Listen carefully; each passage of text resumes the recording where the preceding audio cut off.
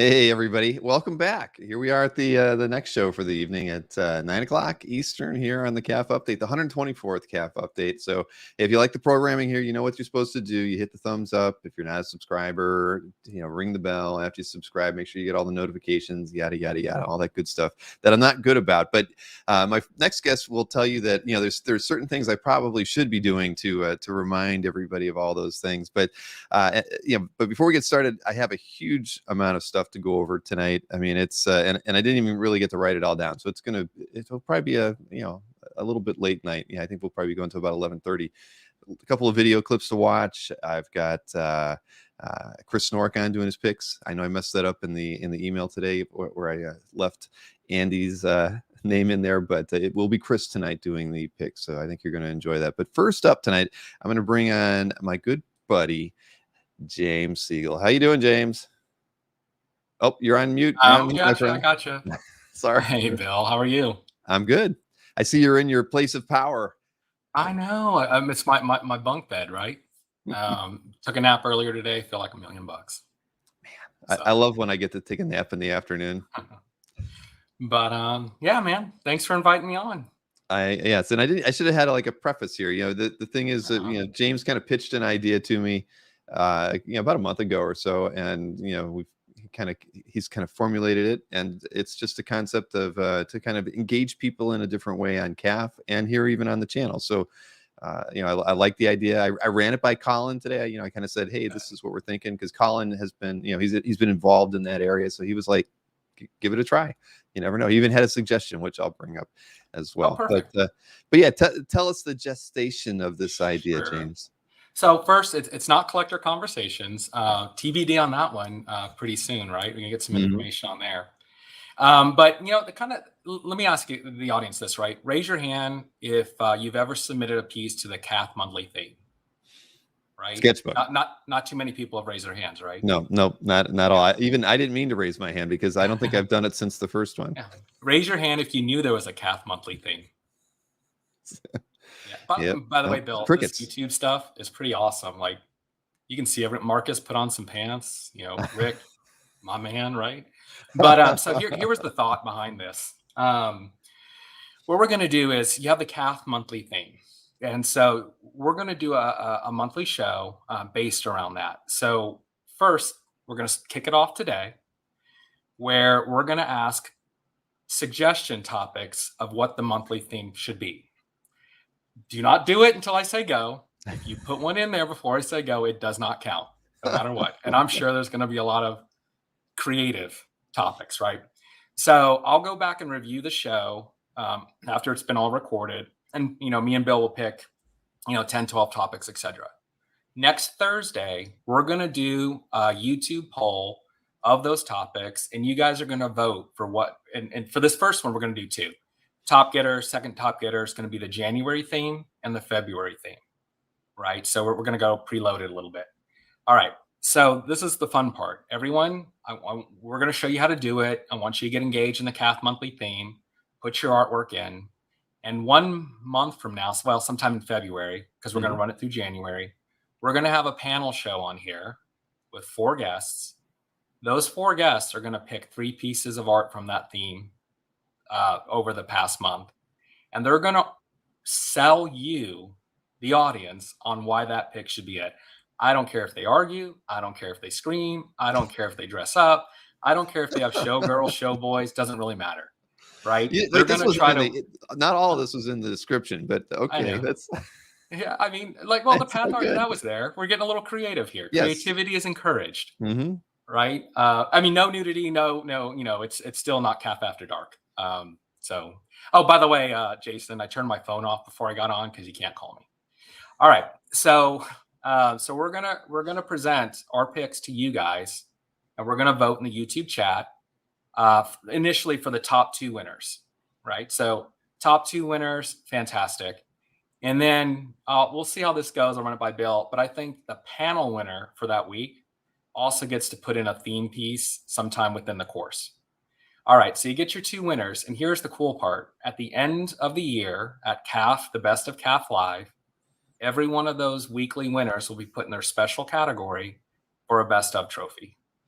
So it's kind of a, I don't know, like a March Madness type situation, just to get some engagement in CAF Live. There'll be brackets. I know they'll be sure. We'll kind of play it as ear, just to have a little bit of different Hey, content. Maureen's throwing an idea out there for you.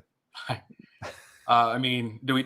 Is it by measurement? Is it by firmness? Okay, all right, man. I mean, the audience chooses. I got Anyway, I'll stop so we don't get in too much trouble with the CGC forums. But so that's kind of the idea. I think it'll be exciting. I think it'll get engagement. I think it'll have friendly debate with no hurt feelings and encourage creativity, and just bring something different. So that's what's going to happen. All right. So I'm going to ask you guys. Well, so per Ronald, though, it won't be skewed towards published or unpublished. It's it'll all be about the theme and really more about what the 4 people that are going to be on that show, what their preferences were, for their picks. So it won't be skewed either way. Yeah. And the audience will pick the winners. And as everybody knows, we've talked about it historically. The sketchbook was really one of the reasons CAF came into existence, because there was this sketchbook that was getting passed around. So we decided to take this physical object away from everybody and put this thing onto CAF. And so the sketchbook has been a part of CAF since its inception, but it's really never gotten any attention. I used to have a spot for it on the homepage. I took it off. Well, maybe it is still up there. I think it is. But I even forget about it. It's just, Colin sets the theme every month, which is great. It usually is gearing it towards something topical, whether it's in comics or movies. But, so we get pieces submitted to it. But, if it's not going to last another 20 years if we keep going on the pace that the path that we're on here. And so James thought, hey, we'll try to find a new way to engage everybody with this area of the site that's definitely underused. And we can make it fun and enjoyable and tie it into the annual Best of celebration, which I think is a fantastic idea. I didn't realize I was putting Colin out of a job, though. So my bad. No, Colin's not out of a job. Don't shove my calf down, man. No. He's got plenty of things to do. Gotcha. That's awesome. So that's kind of the running idea. And so if you guys are ready, we'll run it for 60 seconds. I'm going to let you get your creative. If you need a stretch, I don't know. Can you see the stars when I highlight stuff in here, James, in the chat? Do you get to see the stars, or do I only get to see those? Oh, look. I don't think that people I think only admins get to see it, unfortunately. So you don't see any anything that I've highlighted. Well, that's too bad. But because they're throwing them in there, they've been throwing them in already. And Jason, I did a trade, but the trade piece is at the framers. That's why there's a hole in the wall. So, all right. We're going to open up for 60 seconds. And in the meantime, Bill's going to entertain you. All right, go. Yep. What are you just put in your CAF themes? Yep. There's a few in there already. Best piece from Dueling Dealers. Thank you, Marcus, for that. But I like that. I mean, that's a good one. TAMD1. Tariq has suggested a bricks theme. I like that. That's very fitting for this channel. And how a lot of this came about, like a lot of us are in these Facebook groups and stuff like that, where we do a monthly theme in those groups, right? Mm-hmm. A lot of it's holiday focused, or a lot of it is, unfortunately, if somebody unfortunately passed away, or if something significant, a Marvel movie or something come month. But yeah, man. So whips, skulls, thigh gaps, obscure villains, wigs. Best car, aliens. So some of the things are, speaking of cars, like pieces with vehicles, or I don't know, what's topical in January, Bill? New beginnings, or I don't know what changes. Exactly. I mean, I think Colin had gifts set as this one, which usually we're more themed towards characters or titles or art, not artists, but so that was an interesting one. I don't think we had a ton of submissions to that one. Although if you think about it, getting gifts, I think many of us have been gifted artwork before. So it's not a bit. Yeah, Haunches, Phoenix, of course, from Jason. Okay. Well, you're going to have a hard time distilling this into a votable list, I think. No, James. You guys can influence me. I take donations. Cosmic I take whatever. Yeah. Hey, one other thing too, before I go ahead and say close it. If any of you guys want to be on any of the panel shows, and it's monthly, we don't have to worry about weekly this time. Just hit me up on CAF. And we're planning on And doing these on a Monday, everybody. Just so you know, that's I rarely have Monday shows, like once or twice a month. I might, but we felt Monday was a good night to kind of fill out the week for us, and we'll and it was going to be what, the first Monday of the month. Was that what we were shooting for, James? yeah, Okay. yep. And then I promise best 90s Marvel piece, X-Men piece won't be on there because you'll think a biased judge. Exactly. So yeah, just send me a note on CAF if you want to be on a panel. I think it's designed where, I'll host a panel with Bill, probably the first ones and everything, to make sure it's going smooth, and then Bill can take a night off, man. Bill needs an extra night off. That is true. Surprise guest at any time. And Andy Fitch has thrown an idea in here, which is super tied to the sketchbook, because originally the sketchbook was collectors drawing in the sketchbook. So he made a suggestion of members' personal art that they've drawn. So maybe one theme for a month could be like every person who wants to participate gets to do one drawing, put it in. That'd be a very fun show. Fun. It would. I mean, again, and again, if you look back at like the first 3 sketchbooks, it was all artwork drawn by collectors. So there's I've got some pretty bad art in there. I was going to say personally drawn ugly dog theme. Well, yeah, playing cards. That'd be cool. 5, 4, 3, 2, 1. All right. We're cutting it. We're done. Batman not on a gargoyle. That's the last one I see. Now, we'll highlight one thing, because it's the same thing Colin mentioned to me, and it's a very good point. That's to scroll back a bit. It was Robert Berman who mentioned it. One challenge is that the sketchbook images are not linked to the images we already have in our galleries. It'd be good to be able to submit art that we already have on a page. And that is true. I mean, it's something that people bring up regularly about why that's with the use of sketchbook, they're always adding the piece a second time, and it's still, it is actually something we could easily do. Maureen's listening. She knows this is true. It's just a matter of, do we want to put effort into doing that programming such that it could be that it would require you to have your art posted to your CAF gallery before you shared it into the sketchbook. The idea being then that the comments that piece gets tied to that piece forever, so it's not separate, but it's a part of something in there. And I would say that if we saw that this idea actually took off and everybody was excited and engaged with it, that would be something where Maureen and I could say, yeah, it'd be worth doing the programming to allow it to function like that. Just like the featured pieces on the homepage of your CAF gallery, that sort of thing, where you're sharing a piece of art. So sharing it to the sketchbook would make a lot of sense. It would tie the views to it, the comments, everything else. And so I'm fully in agreement with that. Show us that there's a future for the sketchbook, and we will put the time into it to make it easier to use.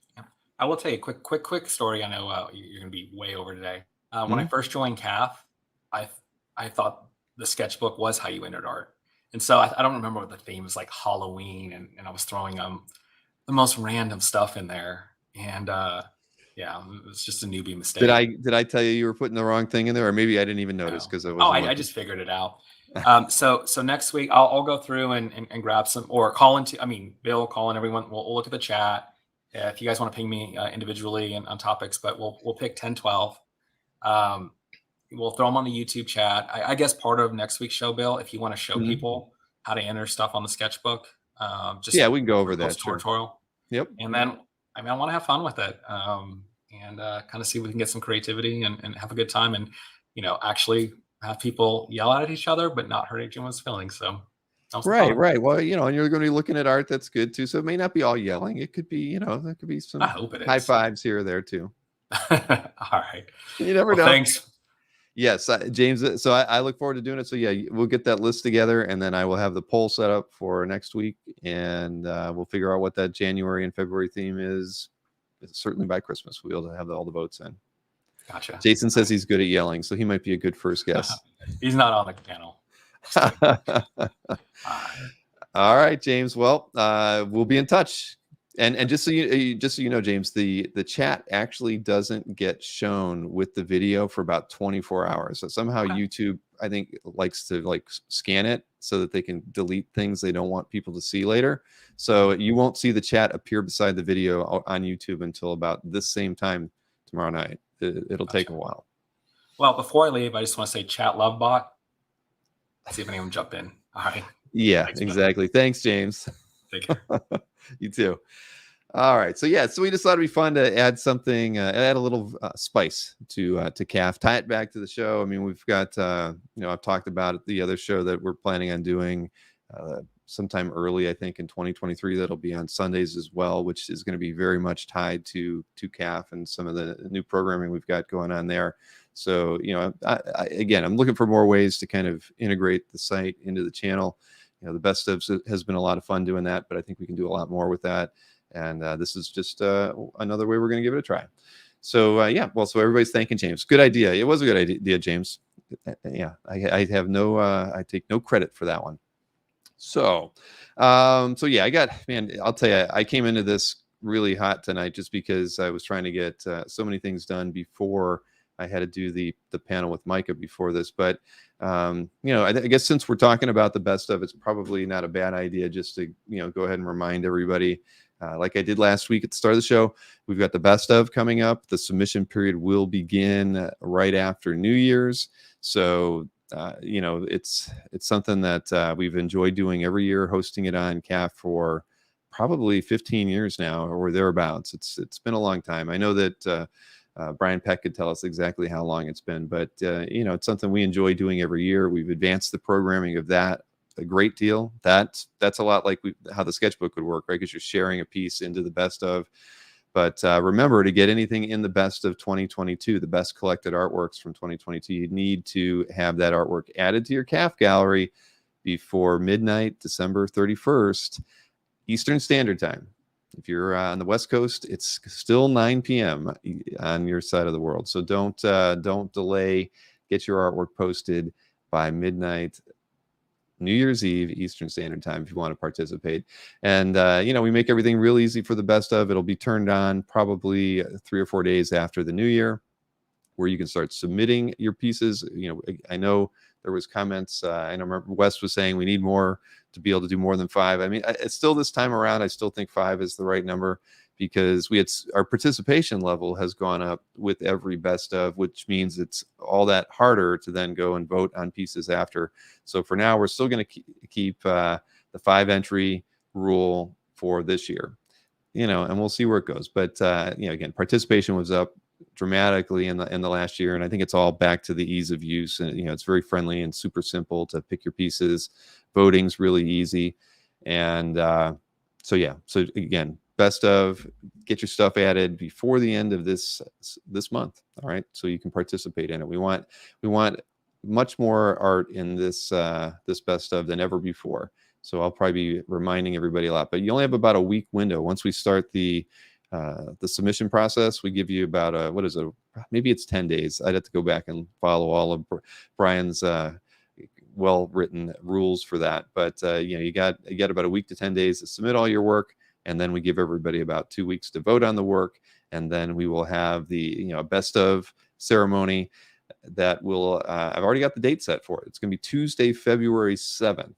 And that will be a 9 p.m. Eastern show, a lot like we did the last one. If everybody remembers how fun that was, we showed the top 5 vote getters, that were out there, and then gradually showed you the winner. So we'll have a fun interface for that this time around to award the best of trophies, which I'm actually going to give Mikhail a call tomorrow so we can talk more about some of the things we're going to do with regards to that. Mikhail will be with me doing that presentation. I will extend the invite out to Brian as well, and he wasn't able to make it last year, but maybe he will be able to be on this one.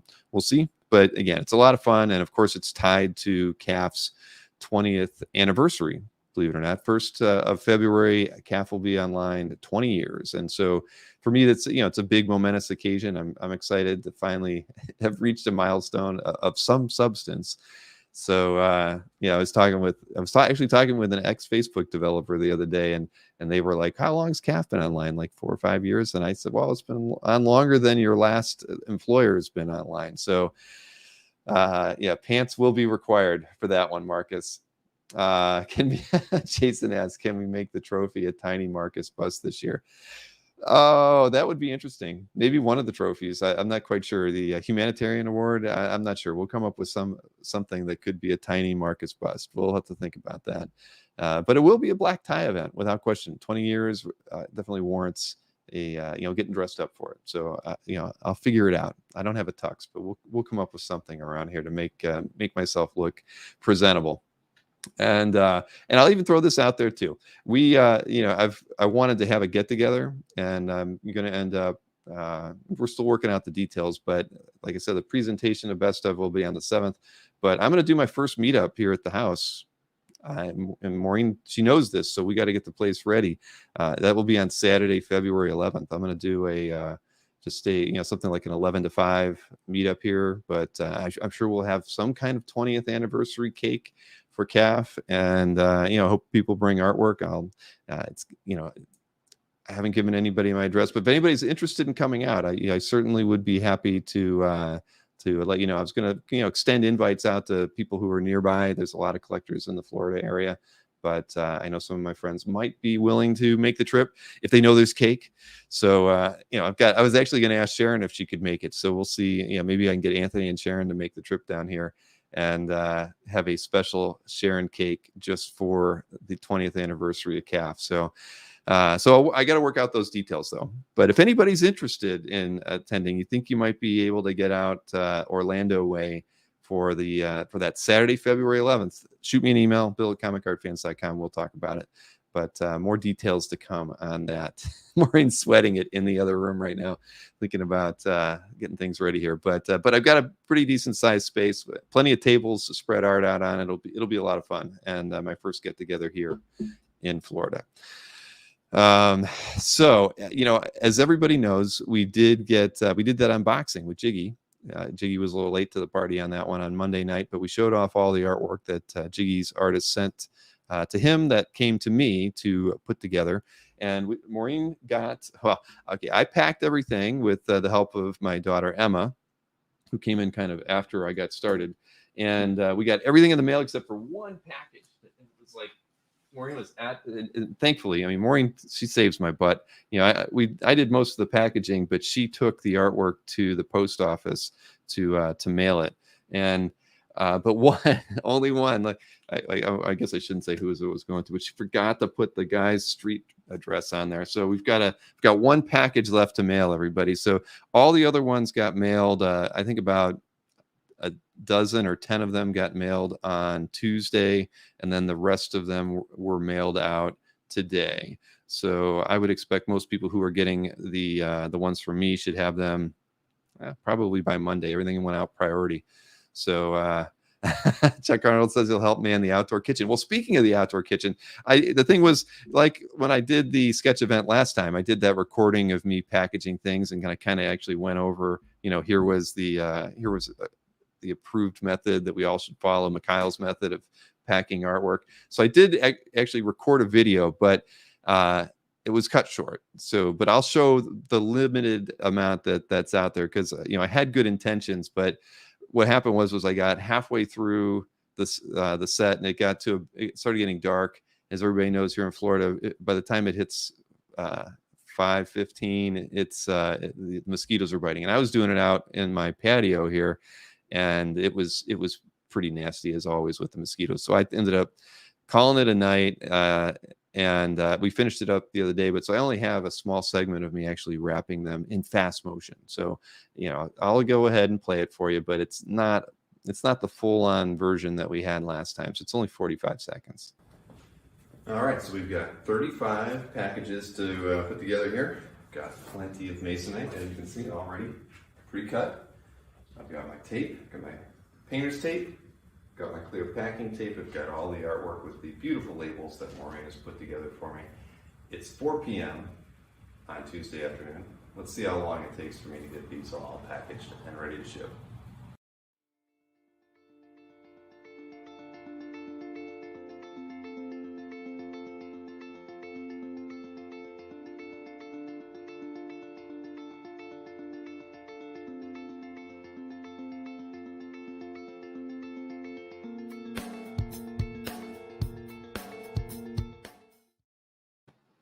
Well, there you go. That's all I got, because the mosquitoes came around, and actually my Emma came in. She saw I was struggling with those things, and so she said she'd help me, but she wouldn't do it on camera, so I had to turn the camera off. So we actually got about a half hour in after that, but we still only were about halfway done. So we finished them up today.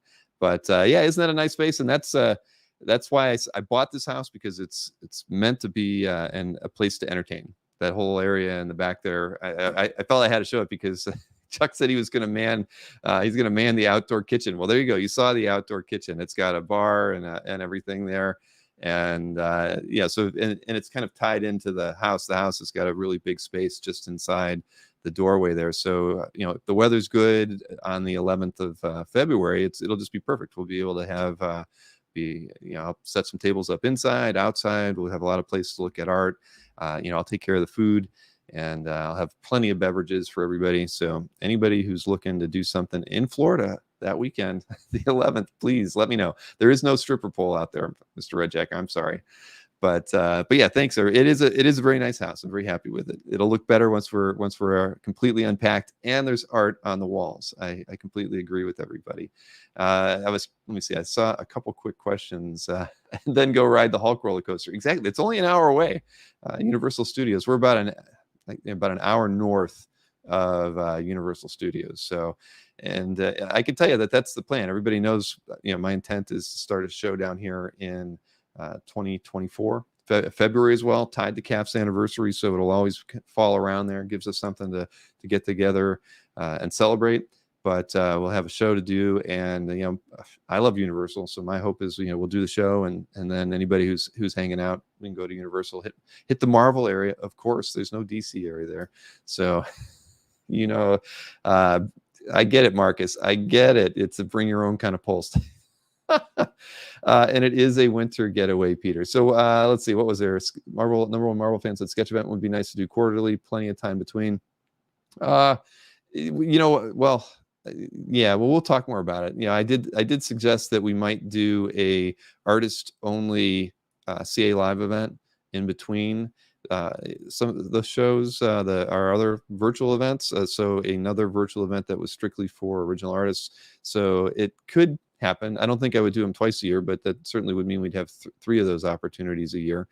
Mr. Easy Go Lucky said I need to get some DEET. That would take care of the mosquito problem. Certainly. Or finishing off, we need to get a lanai, where you actually have the whole area screened in. I don't have that yet, but maybe a year down the road we'll be able to do that.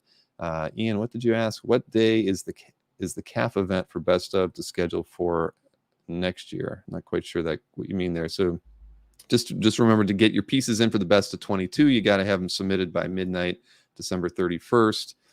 You post them. We'll allow you to start posting around January 4th. That period of posting will end around the 10th. Then on the 11th of January, we allow people to start voting, and we remind the heck out of people to vote, because more people post art than vote. You think everybody that's posting art would also participating in the voting? It doesn't happen. But we'll work on that. So bottom line there is by this, what did I have? The 7th is the Best of presentation in February. So, all right. So back to the sketch event. Yeah, everything went really well. I'm happy with it. We doubled the number of pieces going into this one, which was a little daunting. I wasn't sure how well that was going to work, but it did work well. I mean, I think that there's things that we can do to make the sketch event be a little bit more, I think go a little bit smoother. And I need to prep a little bit more to have the forms ready and everything. One of the challenges there was that, we had a default shipping amount. I did have 3 pieces that we had to ship today that were international. So the $15 flat amount didn't work. And actually, it didn't even work for shipping in the U.S. Mark Hay warned me that shipping had gone up twice since we had last done this. And he's like, $15 isn't enough. And, I was like, there's no way. Well, you know what? I don't have the receipts in front of me. But yeah, I was a little surprised. I'd say a third of the pieces that shipped were over $15, and it already costs like $3 in materials when you buy the masonite and the bags and the tape and everything. So I think we'll have to switch the shipping amount to 20. But the thing being is that the international stuff, we didn't have a factor in for that. Like I had one going to the UK and Canada, same price, $43.70 to send them there. So I had to ask those people for the extra 25, and there was a package going to France that was over 50. So yeah, we've got to kind of figure out the shipping a bit better, 25 shipping to cover it all. Right. I mean, I got to come up with something that, you know, I'm a little bit behind the times apparently on what the shipping rates are these days. And we did, you know, we insured everything for the purchase price too. So, so Marcus says 17 is flat rate, medium size. Yeah. I mean, definitely 15 was wrong. 15 is not the right amount. So we'll fix that the next time around. No, you know, I'm only going to say this and it's nothing. I'm not trying to show, say anything negative to the references I'll make here, but I actually had 3 people who weren't really happy with their pieces, and it's something that on a project this big, it's bound to happen, right? Some people are going to be disappointed with the pieces they get, and it's you know, for me, I don't want that. I mean, that's like the last thing I want. We're doing these things because we're trying to have fun and try to add something, you know, that's going to bring enjoyment, that we're going to see these pieces back on CAF. So you never want people to be disappointed in the pieces they get afterwards, you know, but we did get that happen. And the only interesting thing about the pieces that happened on, the characters were more obscure characters. I mean, in 2 cases, they weren't even comic book characters. And so I think, you know, I'm going to make a note, you know, on the purchase page saying, you know, you want to kind of swing for people's sweet spot, right? These are all comic artists. So sometimes you get them to draw a character or, you know, that they're not very familiar with. You know, looking at references online or that sort of thing might not be, you know, so doing out of scope characters might not be the best to pick for something like a mystery sketch event. You know, and so I don't know the right way to word it. I'll do a good job of it when I write it. But that was, you know, that was like, wow, that was the one thing I looked at it and I was like, yeah, that's the common thread there is that. So it'll be something that I at least alert people to do, you know, because again, all these people are used to drawing. They can draw Wolverine, Superman, Wonder Woman, Batman, even Hawkeye with their eyes closed. But, you know, you throw King Kong at them or something like that, and they're going to be stuck looking at reference, and then that you know, adds a little bit of subjectivity to the way they're going to draw their art too. So, you know, just something to always think about.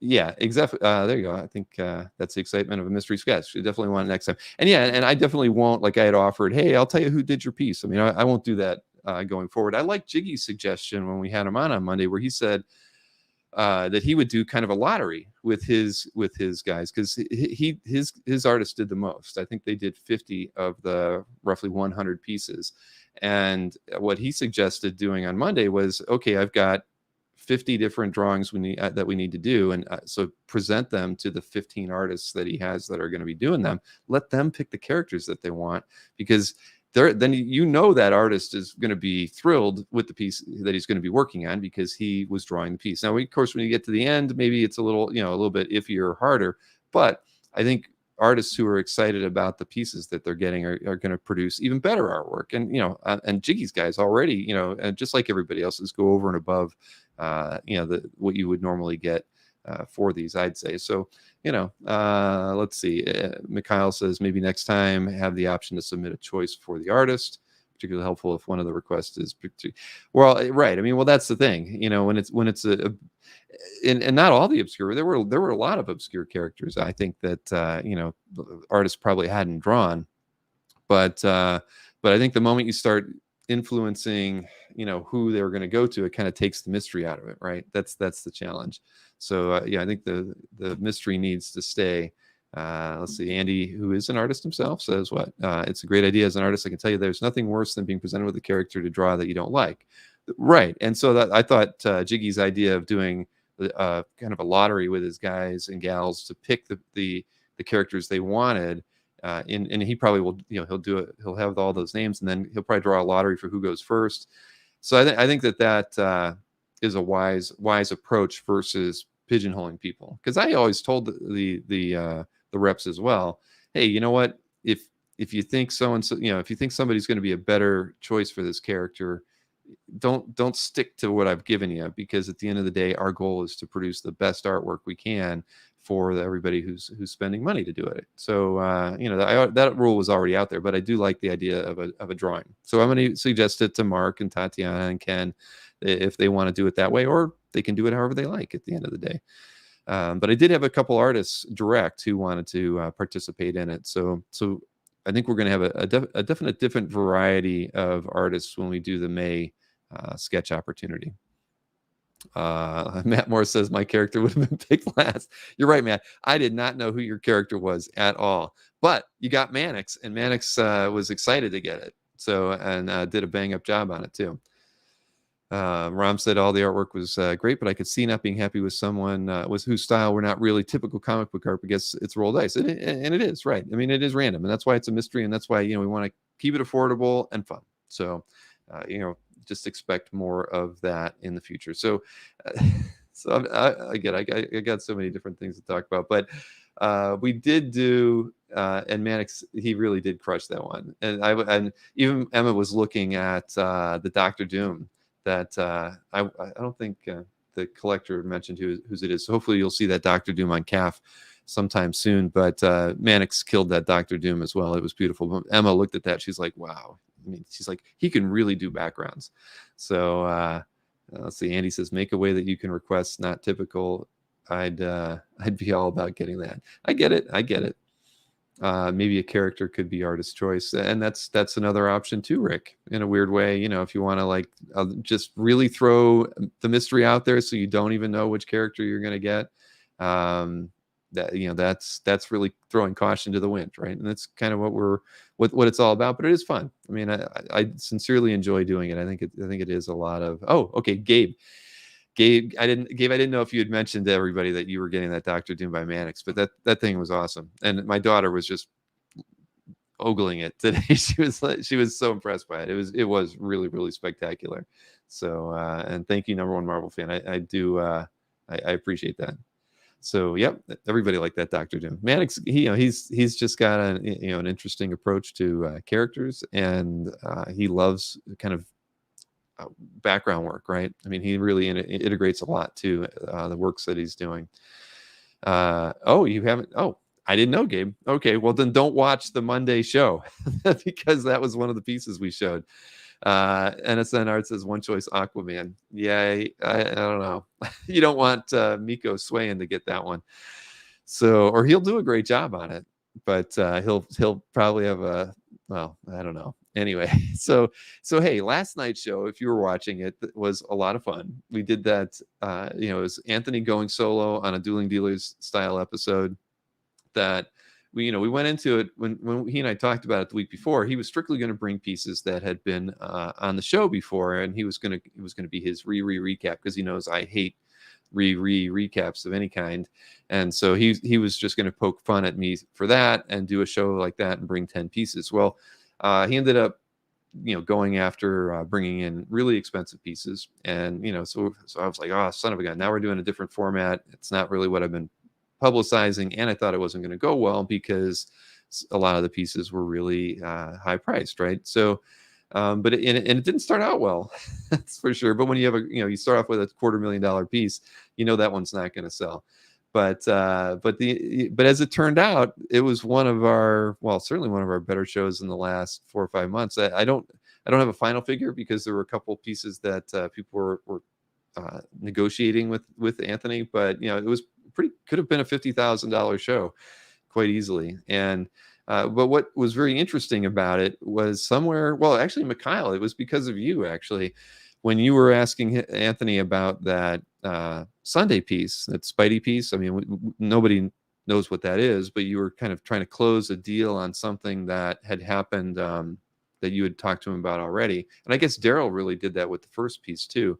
But after Mikhail was able to get Anthony to sell that one piece, a couple people in the chat said, hey, there's a couple pieces on your site I'm interested in. Would you take this? So this night of doing a recap became this opportunity for people who were watching the show to also pick up pieces that were on Anthony's site. Hey, there's this piece, you got it on your site for 500. Will you take 400 for it? And Anthony was in a wheeling and dealing mood anyway, because yes, he was mentioning the need for tuition for the Kubert School and a few other things. But yeah, Rick Welch says Mikhail opened the door to the warehouse because you are a troublemaker, Mikhail. And Daryl too. Daryl, he closed a deal on a piece because Anthony was showing that piece for sale on the show. And so essentially he was opening the opportunity for somebody else to get it, although he was in a negotiation with Daryl. So Daryl closed the deal. That was the first piece that sold. But when we were done with the show, I think, what was it? Probably about a dozen pieces were sold off of Anthony's site. So the show ends, and I'm like, Anthony, we should do a show like this. We really need to do a show where you're in the warehouse, where you can pull the art to guarantee that you have it, because not all the time, Anthony's got over 20,000 pieces on his site. 5% of the time, there will be a piece you want to buy that he actually has already sold and doesn't know it's not there on there. It happens to me. I've tried. Wes, there was a lot of the Thor cover was definitely dropping. That Sienkiewicz Thor was getting in the right price range. The Phantom Stranger as well. But what we do I get it? Yes, I do, Marcus. Everything. And so what was pitched was that we would do a show from his warehouse probably sometime in January, and we would give everybody a couple weeks advance notice so that you could look over the pieces on his site that you want to work with him on, to make him offers, that sort of thing. And I think it'll be a bit hectic as a format, because I'm sure we're going to have a lot of people coming in with we're probably going to want to limit the number of pieces you can try to haggle with him on. But as long as he has 2 or 3 helpers with him at the time, I think we can pull it off. So it was a lot of fun. It worked really well. I can't say, I know that it was mentioned that maybe Mike would do it too. Mike's a little bit more difficult because he does put a lot of thought in his pricing. He does a lot of research. And so where Anthony can be off the cuff and just kind of roll with all the punches that are getting thrown at him as far as different price ranges on pieces, I think Mike would have it'd be a little bit more challenging. I mean, he could probably do it, but I think he would say he wouldn't want to do it, because he would want to be able to pull up Heritage and say, well, what did this piece sell for? What are pieces like this selling for now? Even if it's old inventory, I think he'd still have that challenge. Whereas Anthony, he's freewheeling. He's just looking at it and knowing, he probably has a general idea what he wants to get for it. And in some cases, he's more happy to break even on a piece he's had for 6 months, 1 year, 5 years, whatever, because after you've had it for so long, you just want to move it for something new. And hectic is a good fit for Anthony.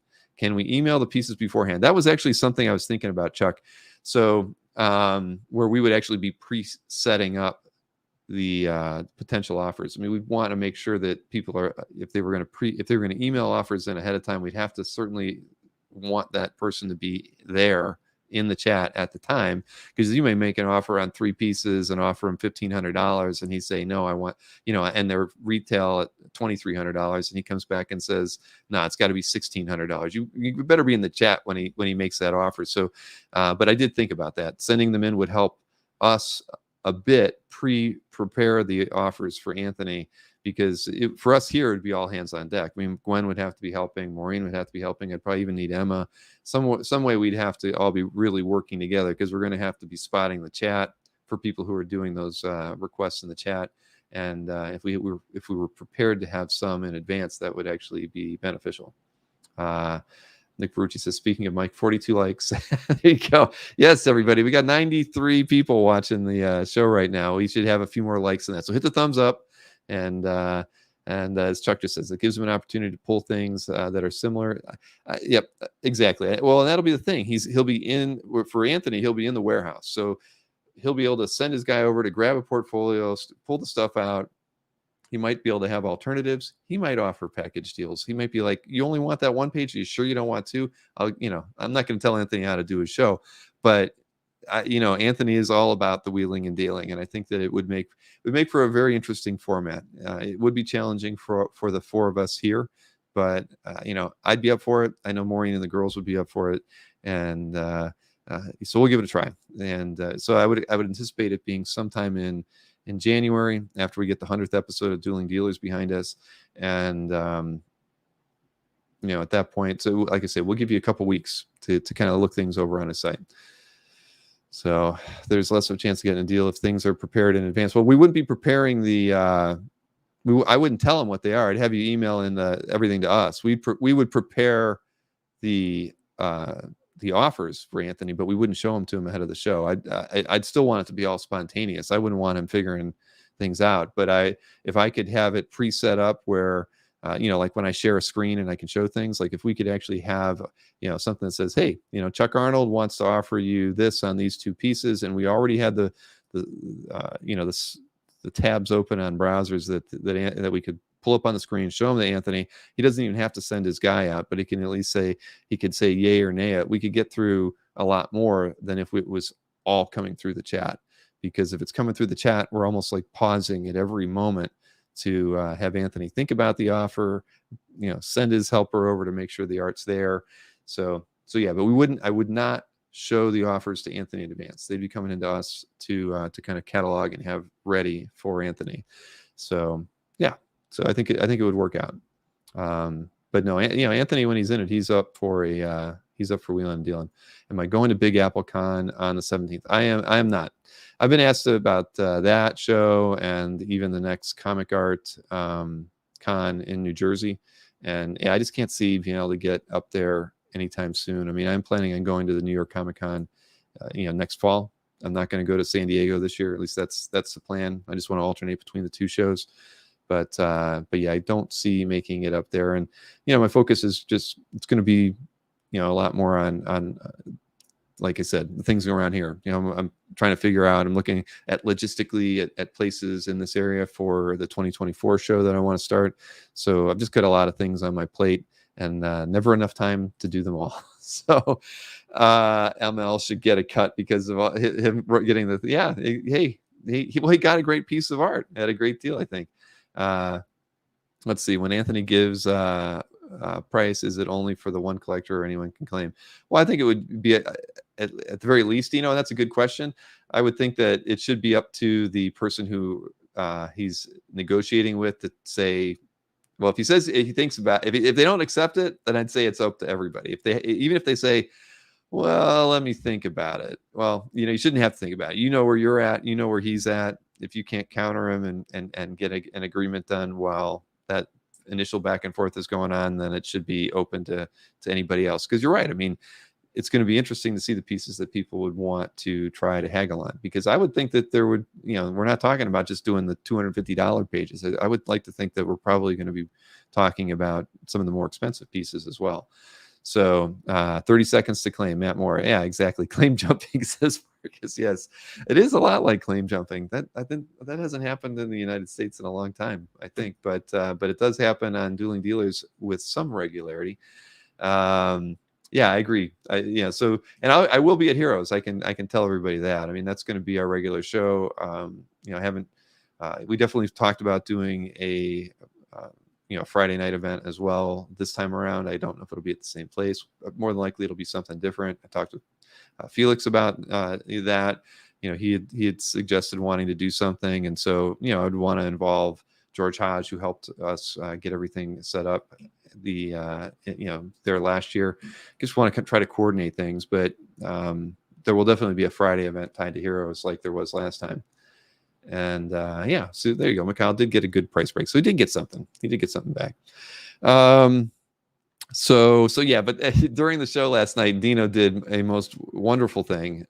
For those of you who are watching the show, Anthony always likes to talk about his heyday when he was in shape and he was hip and doing all those fun things. And he made mention of going to see Billy Idol 3 times, and so people made fun references to Billy Idol songs and whatnot.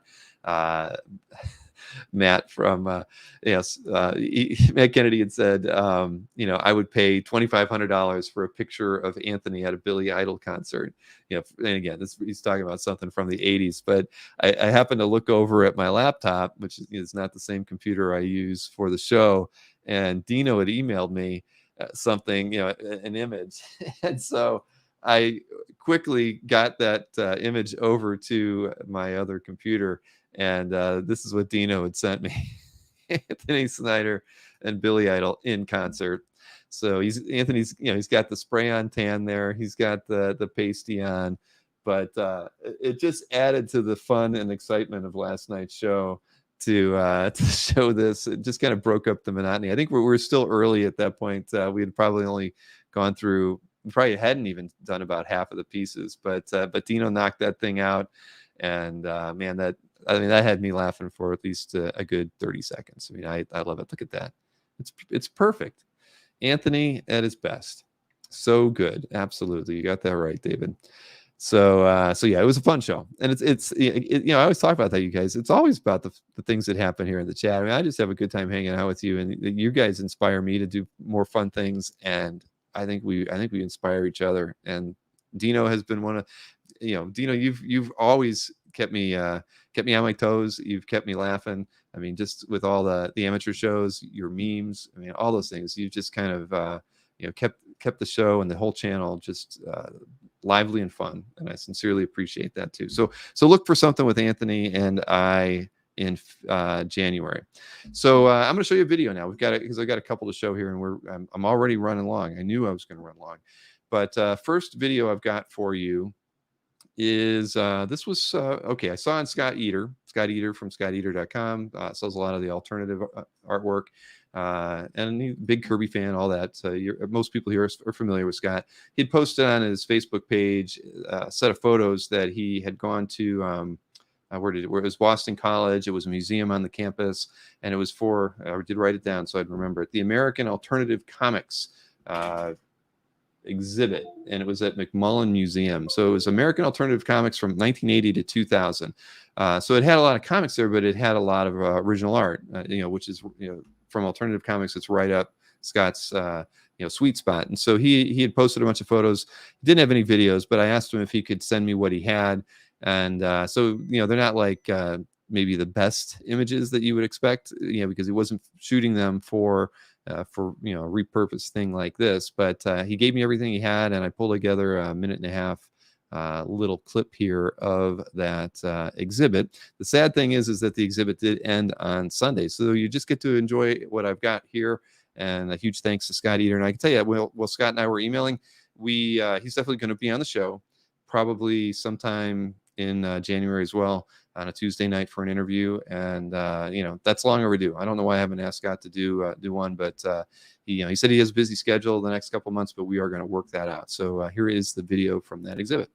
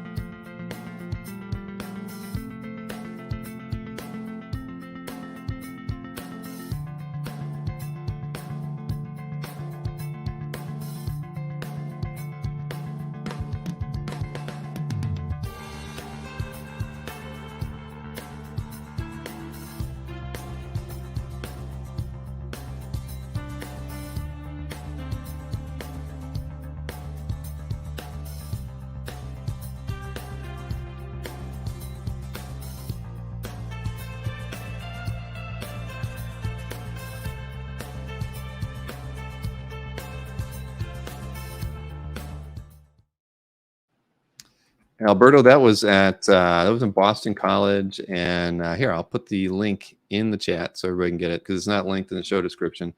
But this was a write-up for the exhibit, so pretty cool. And it's again, it's so weird. You would think, I would just think that CAF would be in people's, like, they're looking for places to promote something like this. I never heard about it until I saw it on Scott Eater's Facebook timeline. So it's disappointing, because I would have loved to have promoted this for people in the area. I mean, I would assume maybe some people. I mean, Colin's from Boston. I'd be curious if he knew that this was going on. I mean, well, he's in the Boston area, so it's something that but again, it's just weird. These things happen. The show was from September 6th through December 4th, and I don't recall ever seeing any press releases about it. I mean, there was a Crumb in there, Daniel Clowes. There was just a lot of great art. Billy gonna be slap Anthony. All right, CJ.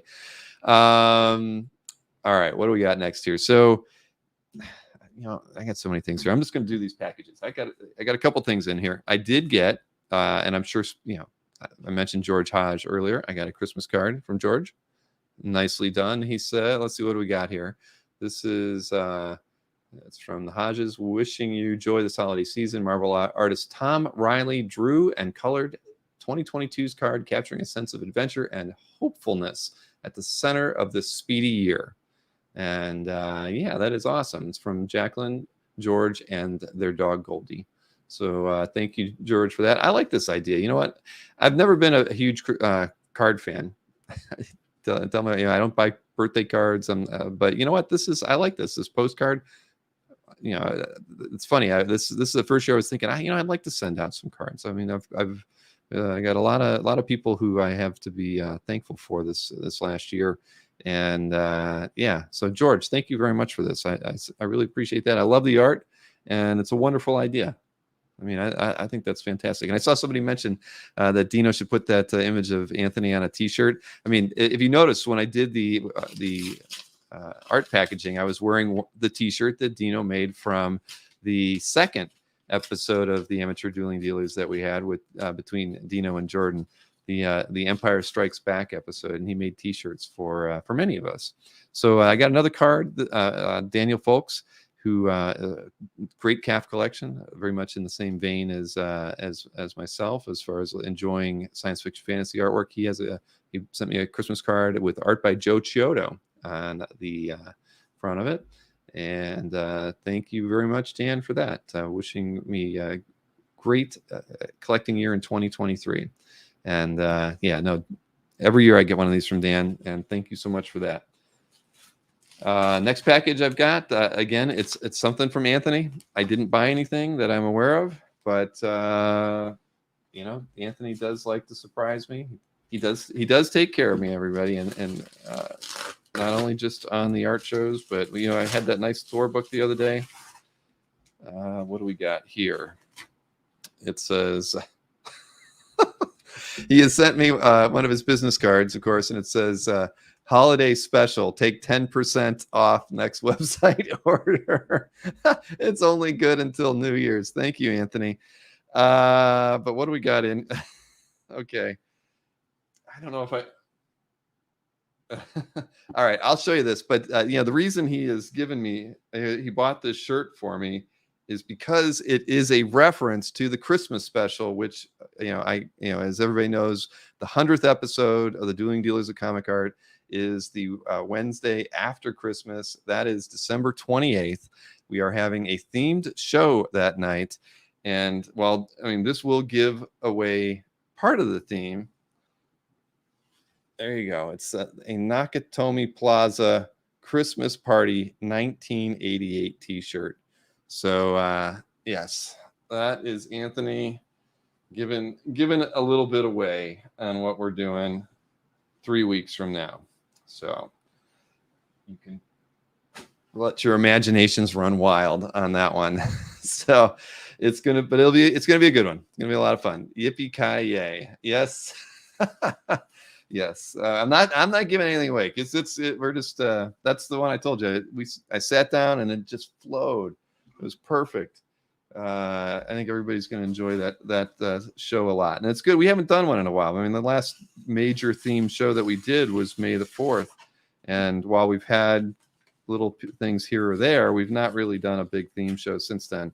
And a lot of the reason behind that was just because we were in the middle of that move, and we just couldn't focus ourselves on things. But we want to get back in the swing of doing those theme shows. They were so much fun. The Billigan's Island episode, the Doozy Doo Halloween episode, one of my favorites. And then, of course, the May the 4th.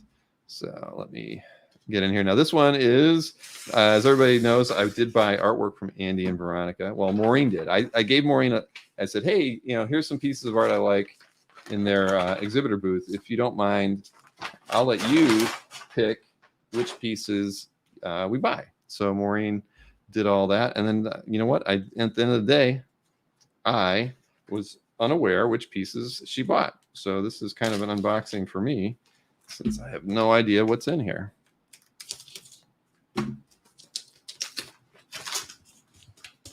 very well packed, I would say. All right, inside here.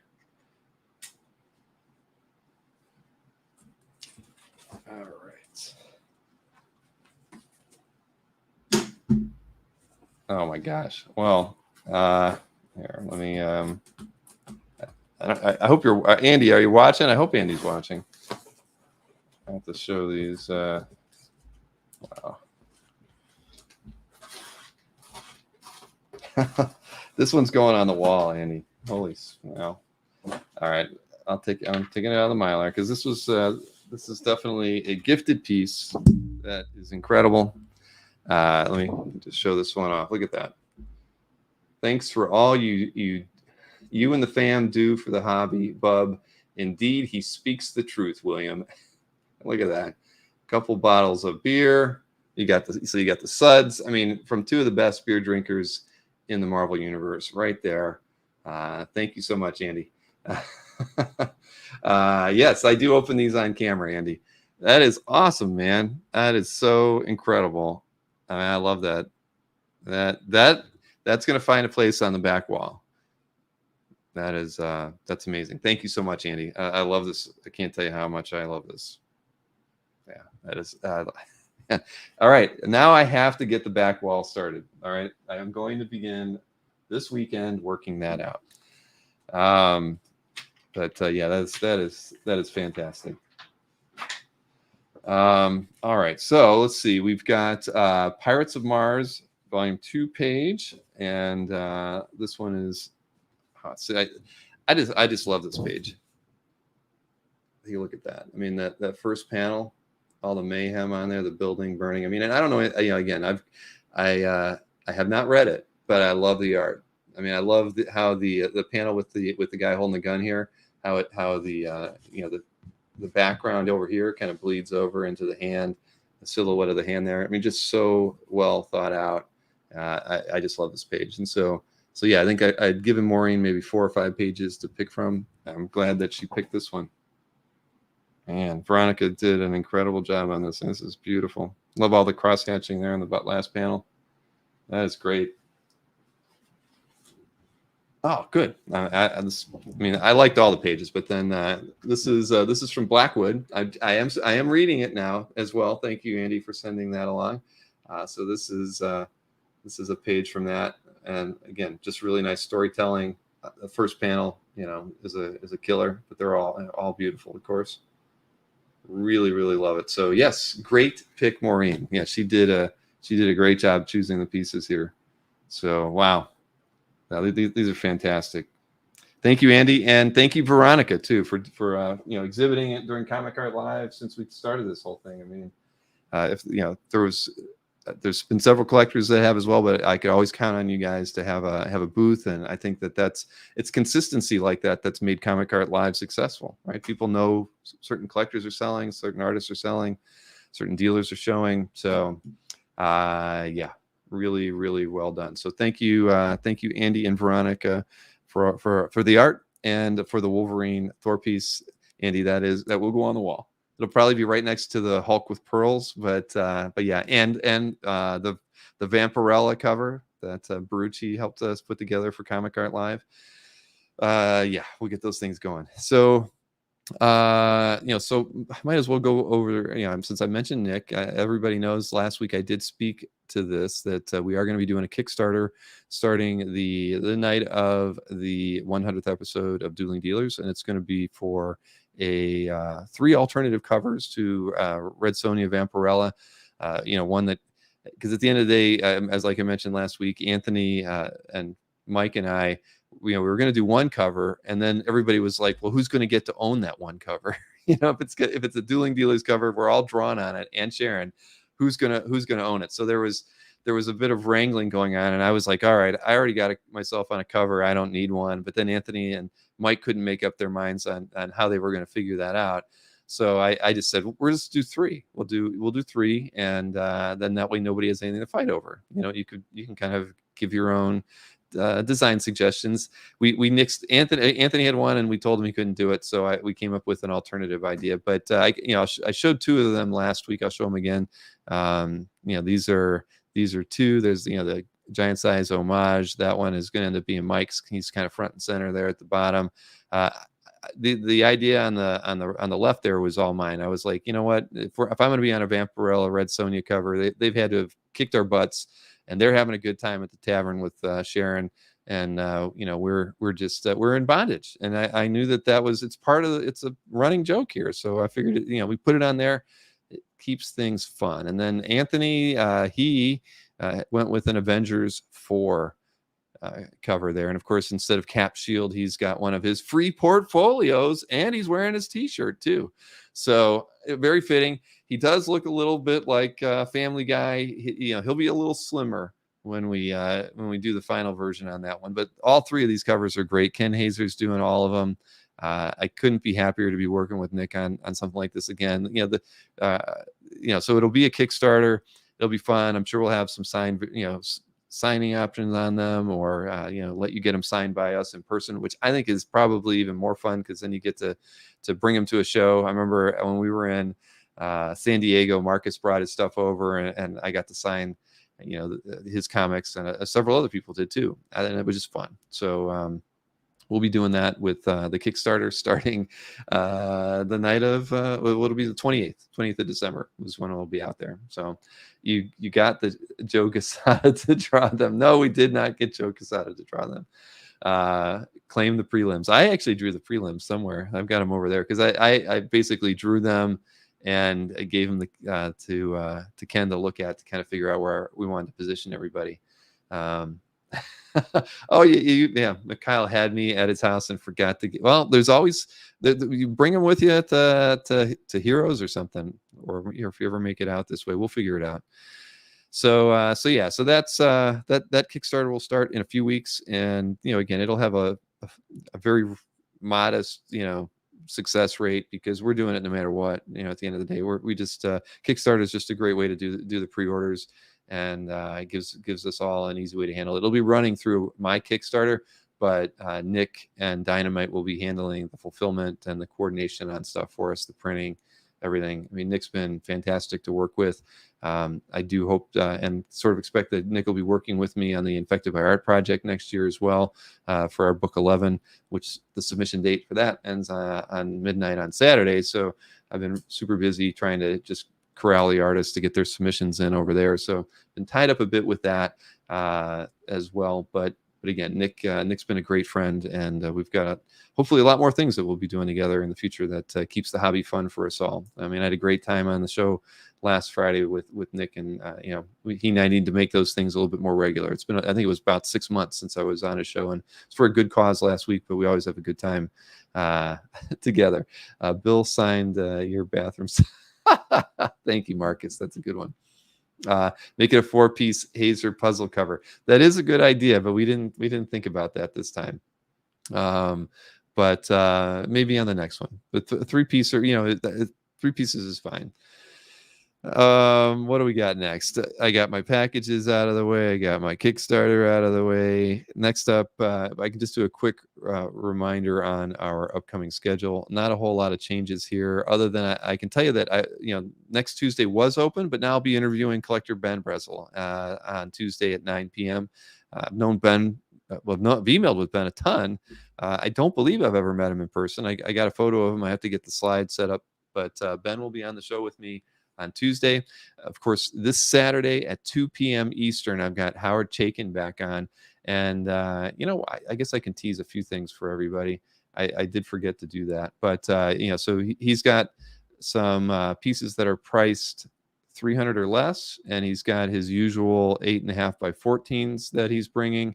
He's got a cover recreation. And then he did have another piece that he did for fun that's on 11 by 17. That is really nice. So, most pieces are, I think, $600 or less.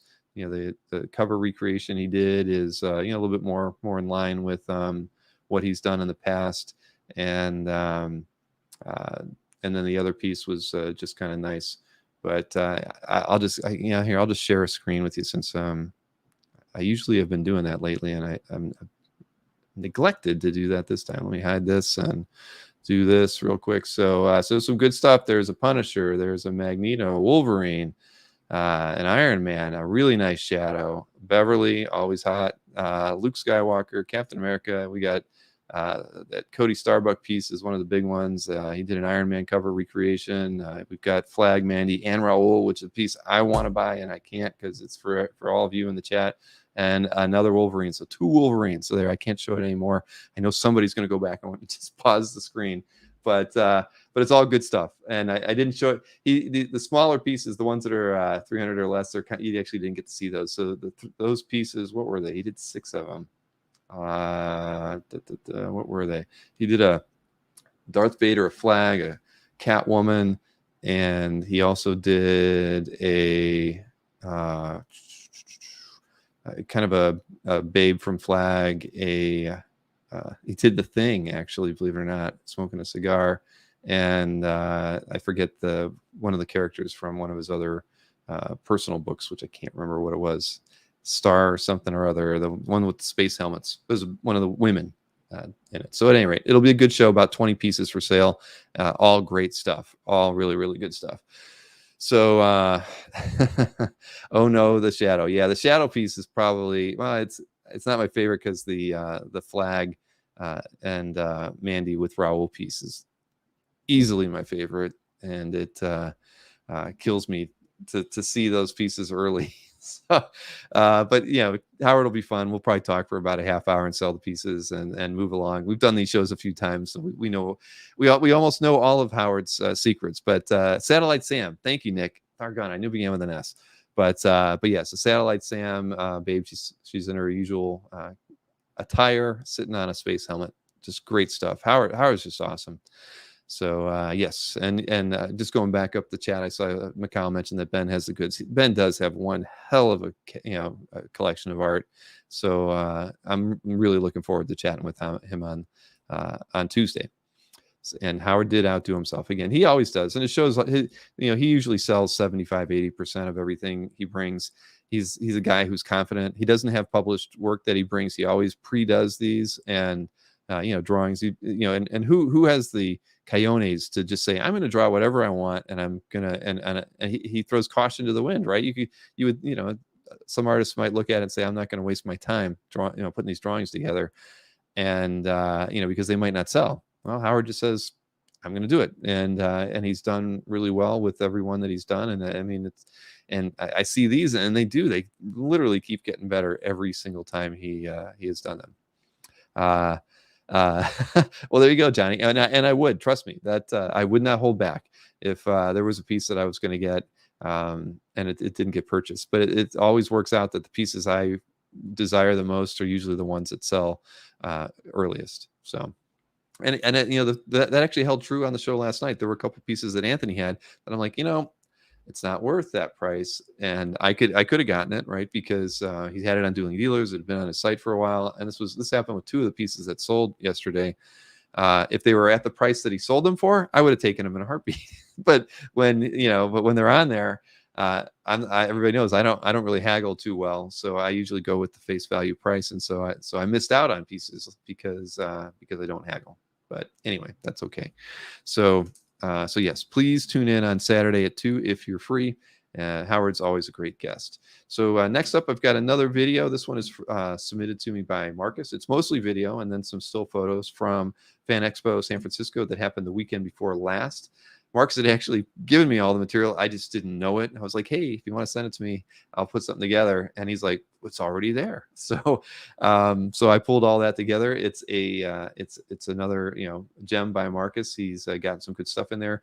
I did fast forward a little bit at the front, but it's again a really good clip. You'll see Felix. You'll see who else was there? I mean, well, Albert was there, of course. You'll see Liam Sharp, several artists from both of them. There's a clip with Jim Lee and the monstrous line to get something signed by him. I think a lot of people probably saw on Facebook. If you're on Facebook, several people got to be in that line, got a picture with Jim, something signed. So it looked like a pretty fun event. So Marcus kind of pulled all this together, and I've assembled it for you. So here is a video clip from the San Francisco Fan Expo from, like I said, the weekend before last. Where is it? I know I've got it in here. Here it is.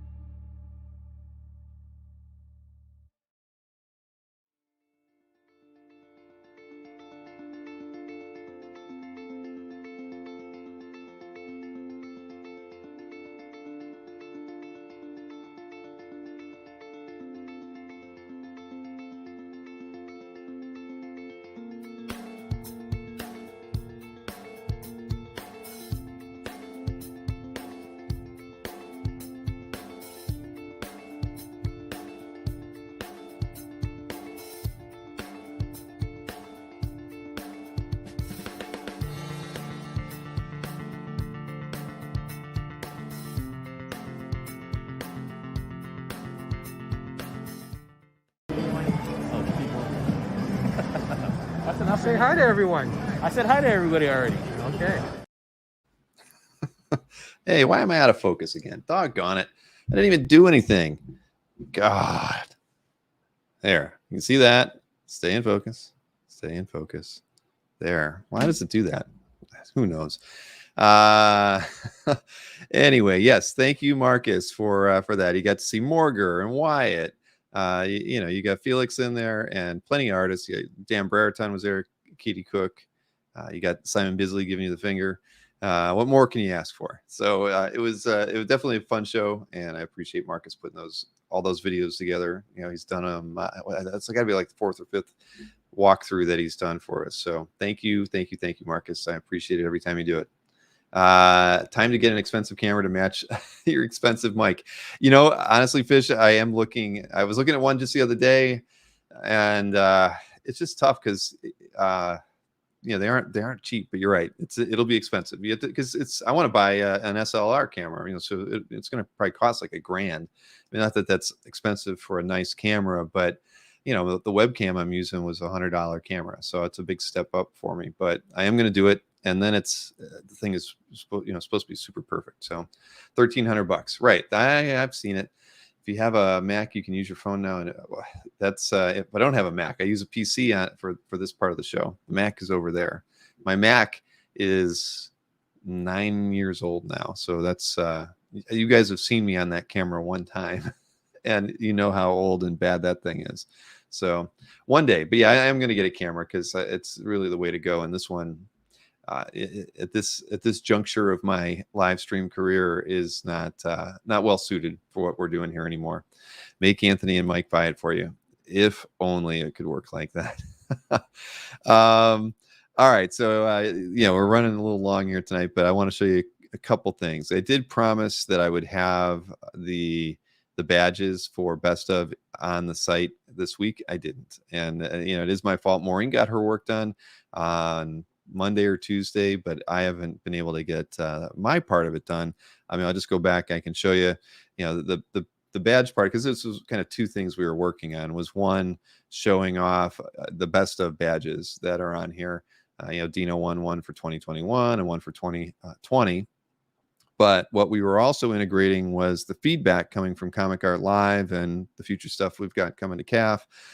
So this is not how it will appear at the end of the day, but this number one after Dino's name is because somebody left feedback for Dino, and he's got a one feedback. And if you were to click on that, you see this ugly formatted page where Will Gabrielle has left him a feedback that says longtime collector, sometime seller, and all around nice guy. Always a pleasure to deal with. 2 thumbs up. So I've just got to get this page formatted, and then we will be going in and updating essentially the green box area at the bottom of everybody's pages on their own personal CAF gallery. Here's Nick's. He's got one as well. I can show you. Because mine actually has feedback from some early stuff as well as a bunch of junk testing. But let's see. Actually, I just left where we're at. But at the end of the day, if I could just get that page formatted, I will go in and activate this. So you can see I don't have any badges, but I do have 21 feedback. So I've got that on Dino and Nick. They only have one each. Of course, half of mine was from stuff that I sold when we first open that marketplace. As you can see, we did one test of really selling stuff, and it was back in I guess a couple. This one was in May of 2011. So Comic Art Aficionado. So all these things link back to the person who left the feedback. So you're able to kind of see who left feedback for a person and what feedback they left, whether it was positive or neutral. But yeah, I got to get that turned on. I should have it. I promise I'll get it done this weekend. It's only one page to format, and I really want to have this stuff integrated in the CAF so we can move on to our next big project. So yeah, look for that. Now, I think I can move on from that and just go ahead and do my my heritage stuff. So what do you guys? I mean, you're missing out on part of the conversation here. I don't know what happens if people leave negative feedback. CAF will become an all-out flame war. Well, that's the thing, Fish. We actually, I only let people leave positive or neutral feedback, because the what we're going to say is, if you have to leave negative feedback, talk to me. we will figure out how to correct any negative situation that has come up. And as everybody knows right now, you can only leave feedback if you bought something during Comic Art Live, and it requires, or at least at this point, the seller to leave feedback first, then the buyer can leave feedback for the seller. So but again, if somebody actually has to leave negative feedback, I'd rather we figure out how to fix that problem so it's not a negative.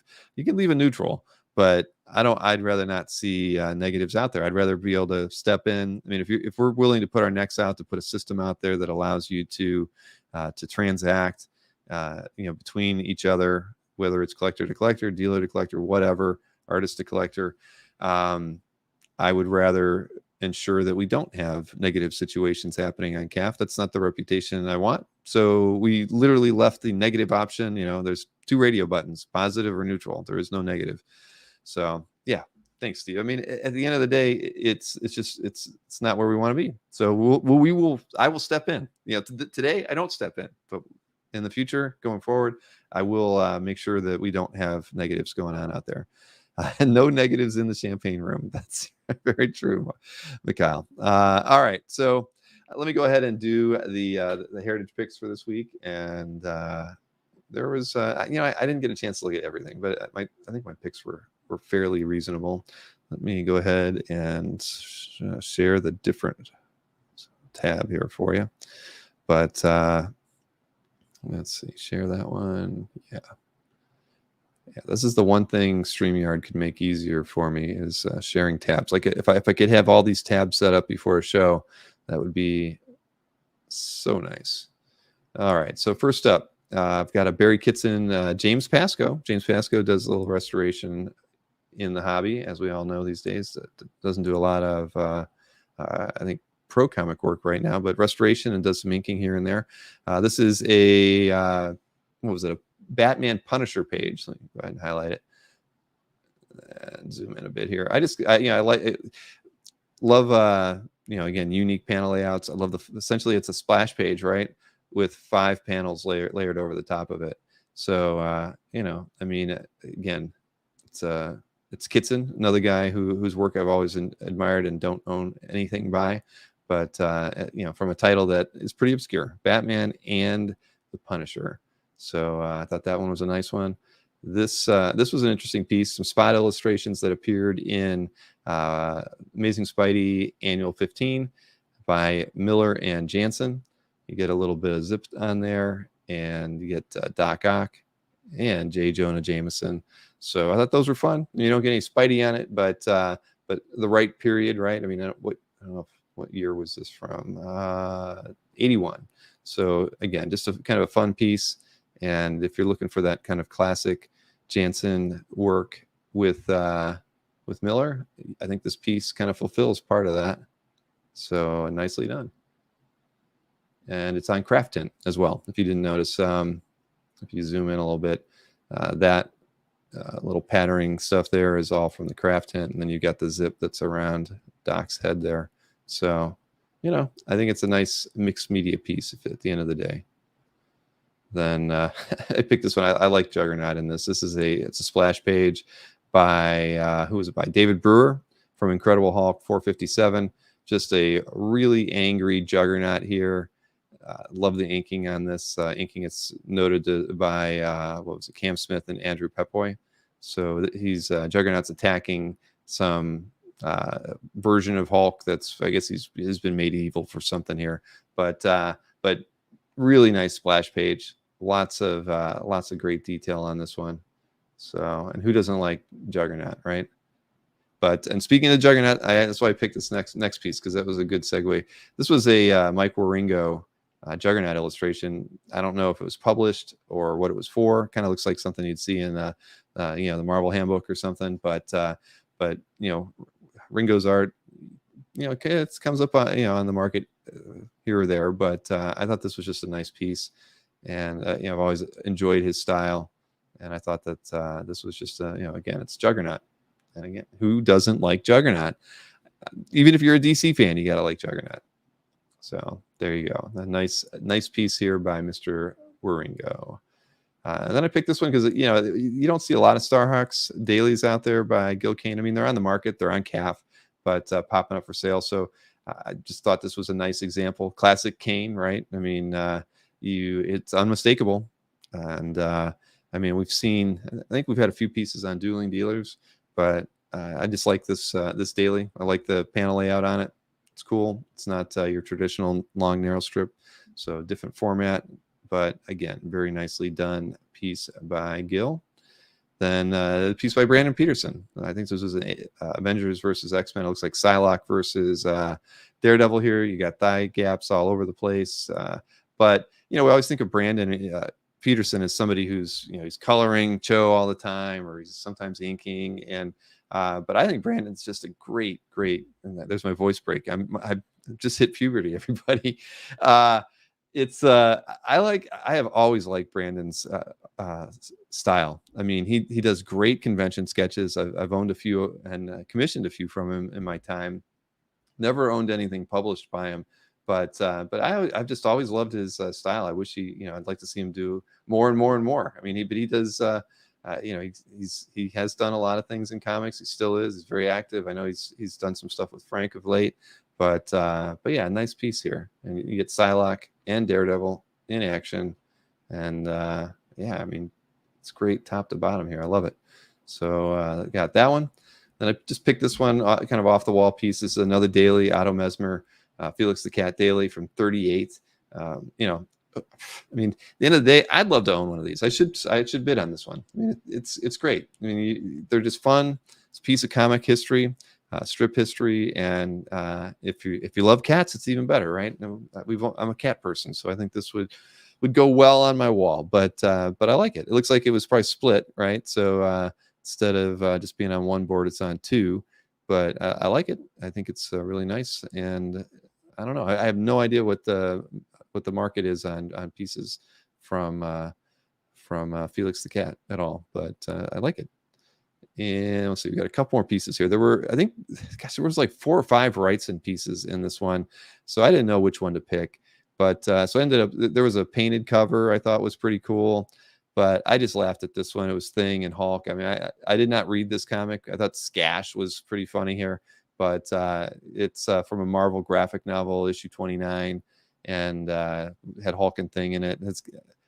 Didn't Moy recently sell the cover to that, or maybe it was in a heritage auction or something. I feel like Moy had it, but the fun thing, I think there's a second page from the same book there, and then like I mentioned, there are at least 3 other Wrightson pieces in this auction this week. So if you're a Wrightson fan, you should be happy because there's a few pieces here worth picking up. Then this one, I just thought I like the title, Husband Hunting, but this was by Warren Kremer. So it's a romance piece from 56. Just, again, it's a 1-page story, obviously super wordy, but panel to panel, I thought this was just a really well done page. I mean, I'm looking at it now. I feel like I think I'm going to throw a bid on it because it's just really nicely done. I've never owned anything by Warren either. Never probably even thought about owning anything by him, especially a romance page. I'll probably be competing with Anthony for this one, but it's just a really gorgeous page. Yeah, I mean, the more I'm looking at it, I am going to definitely put a bid on this one, and it's Husband Hunting, for crying out loud. And the last piece is a Bill Sienkiewicz piece. So I don't think it's one that's going to go super expensive, but it is an Electra watercolor piece. It is signed by Bill. If you look closely enough, there is Bill's signature on it. I mean, you could tell anyway by the painted piece. But hey, if you want an Electra, this would be an affordable way to get one by Bill. I can't imagine what it's going to go for, but again, nice pick. And there's honestly, I looked through a lot of the stuff on Heritage. There were so many really cool stuff. There was this Joel Jones cover that I thought was really nice. Another Jaime. I didn't want to pick different people this time around versus hitting the artists that I've hit up a lot. And this Hitch piece I thought was fantastic. What other ones on here? David Peterson, but I picked a piece of art by David Peterson, so I didn't want to feature this one. I thought this one was unique just because typically we get pen and ink pieces by David, and this one's kind of a painterly washed piece. I just really like it. I'd want to own it for myself. So, and then there was just a slew of good Marvel pieces in in this week's auction as well. So anyway, let's keep this thing rolling on. Electra wearing a demon bear dress. Yeah, I guess that kind of did look like that, didn't it, Chuck? And I agree with Johnny on that one. Kremer was very versatile. So yeah, I'm going to bid on that one. I really am. So, all right. So next up, before we hit the CAF update, I've got the EXP promo for you, which of course is tomorrow on the EXP channel. As you know, Nick Barucci does an amazing job every Friday from 7 to 8 p.m. Great audience. Many of you are in it. And I appreciate you doing that because Nick deserves it. He has done a fantastic job working his tail off for the last couple of years. And his show is, I can't see how his show is probably not one of the most popular shows on the channel, and deservedly so. Nick's charismatic. He loves the hobby. And, he's definitely got, I think, a great approach to that show, and the art he brings every week is fun, different, and he's always doing good things. We did the George Perez cancer research fund fundraiser last week, so always good things going on there. So this is the preview for Nick's show tomorrow at 7 p.m. Eastern Standard Time on the EXP. Hey everybody, this Friday, December 9th, on the Original Art Experience at 7 p.m. Although usually I would say this Friday, December 9th at 7 p.m. Eastern, 4 p.m. Pacific on the Original Art Experience. See what I'm doing there? I'm reinforcing it. All right, we're going to have some great artwork. We're going to do something a little bit different. Last week we had quite a few pieces. The Hawaiian shirts from George Perez, plus the commissions by Bob Layton that raised more money for Tower Cancer Research and for Luth's Garden pancreatic cancer research, and we also raised some money for Carol Flynn, George's wife. So since Bob did so much last week to help raise money, we thought this week we would put a focus on Bob Layton commissions for Bob to make money. You've got Thor, you've got Hulk, you've got Dr. Doom, you've got Captain America, and if somebody wants to break my heart and win this showcase number 4, feel free. That's what we're here for the fans. But there is one thing that we've never done before that is going to be really special. This Superman cover by John Romita Jr., who happens to be one of the people most associated with working with Bob Layton. This Superman cover will be available for best offer. And we are going to start it at a very, very, very affordable price to check out. So that is a gorgeous John Romita Jr. cover. I mean, it's just John and Klaus, they are magic together. So best offer, it's going to start inexpensive. And for the original art community who watches Dueling Dealers, here's to hoping I don't lose my shirt, because I don't want to be like Anthony without a shirt on. Anyway, we'll leave it at that. So this Friday, December 9th, 7 p.m. Eastern, Original Art Experience. I look forward to seeing you there. Yes, we do not want you losing your shirt, Nick. Not at all. So yeah, that's tomorrow night, 7 p.m. Eastern on the EXP. I look forward to seeing Nick again. And there were some nice pieces in there. I mean, and some good Bob Layton stuff. And that was a very nice recreation with that flash cover, Nick. So I can see why you'd like to have that one. All right, well, let's get into the CAF update so we can get Mr. Snork on here in a little bit so we can talk about some art. It was an eventful week, I think, in many ways for original comic art dealers. They had a pretty strong week. Berkey sold a bunch. It was almost $500,000 in sales. This is covering the week November 28th through December 4th.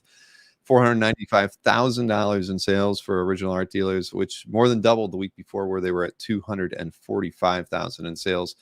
Berkey had 19 sales at $322,000. Anthony had 83 sales, 36,000. Albert 22, 34,000. Felix had 28 sales, 26,000.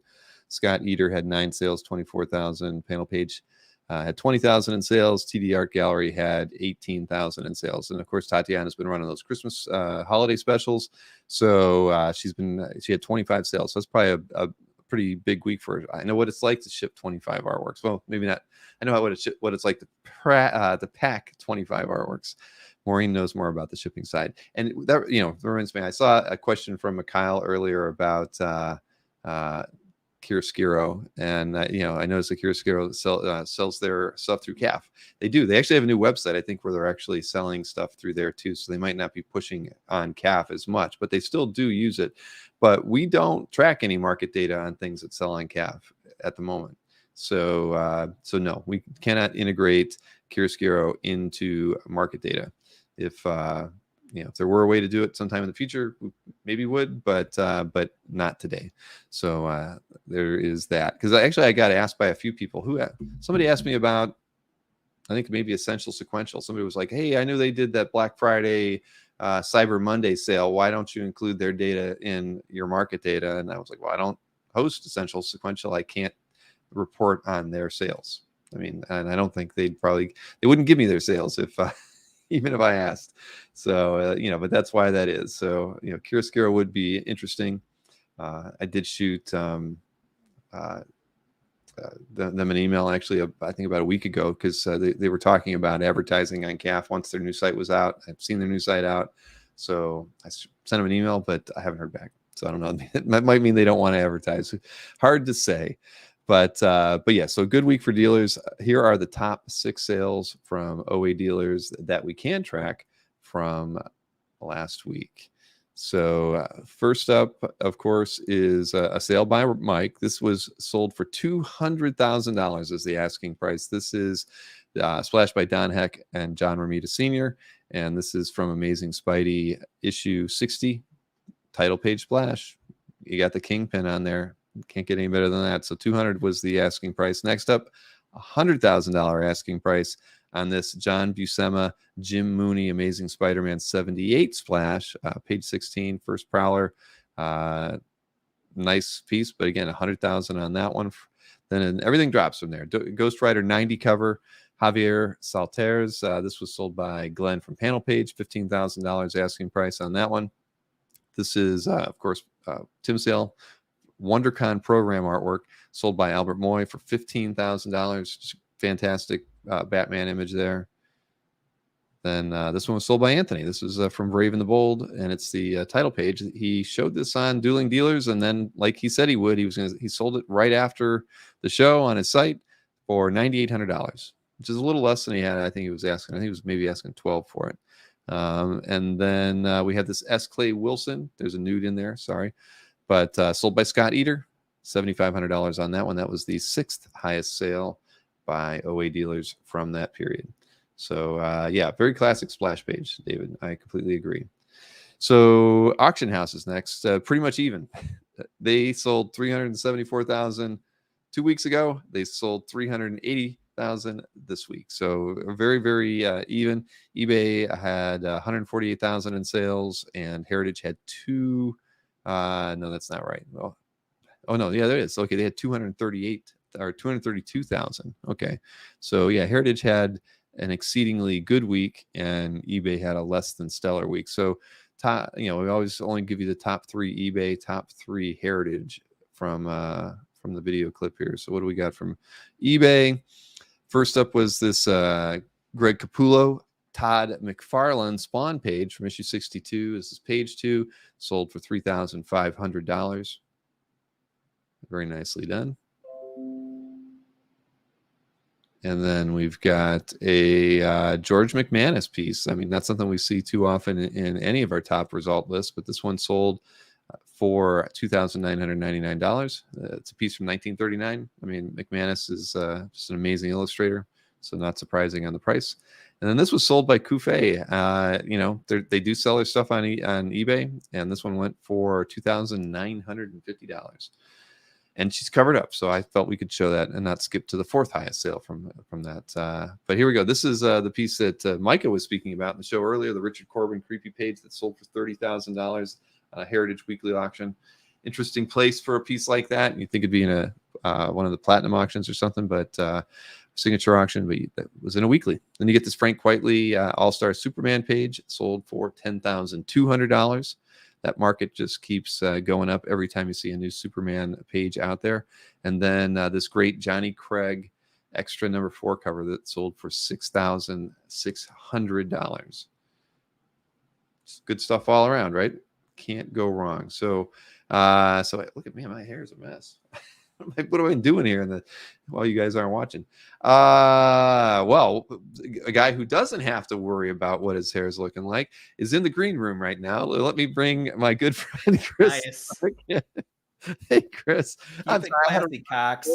I'm just rolling with it tonight. Mhm. You know what? You know what it might be. I have not had a Coke in over a week. I've been drinking tea, and so I think the tea is riling me up. So Making you punchy. it is making me a little bit punchy, I think. But nice to have you on. How you been? Good. Yourself? Pretty good. You know, we're making Pretty headway on unpacking around here, which is great. You know, because I told Maureen, it's like we're going to do that get together, you know, meetup, my first meetup here at the house in February, and like we've got to figure it out. We're just gonna get this work done. So we started, you know, like on Tuesday, just kind of giving ourselves an hour or two here or there, and we're actually making some progress. So All right. yeah. So anything new with you? I know that hey, everybody, Chris has a few pieces of art for sale in his calf gallery. You have been putting some PR out there. I don't mind us saying it. I mean, so yep, if you're you got some new pieces out, what are you marketing for sale in your calf gallery these days? Appreciate that. Just some pieces where I kind of have so I'm kind of a one piece per artist person, and through various means I've wound up with, like, to me, they're duplicates essentially. Sure. So just making a little room, and in the process trying to make up for overpaying for a DPS that I bought like a month ago. So yeah. Well worth it though. That was Hey, a great piece. Yep. And Marcus is, no complaints. I think Marcus is trying to call you a flipper, but Well, yeah, that's what Marcus does.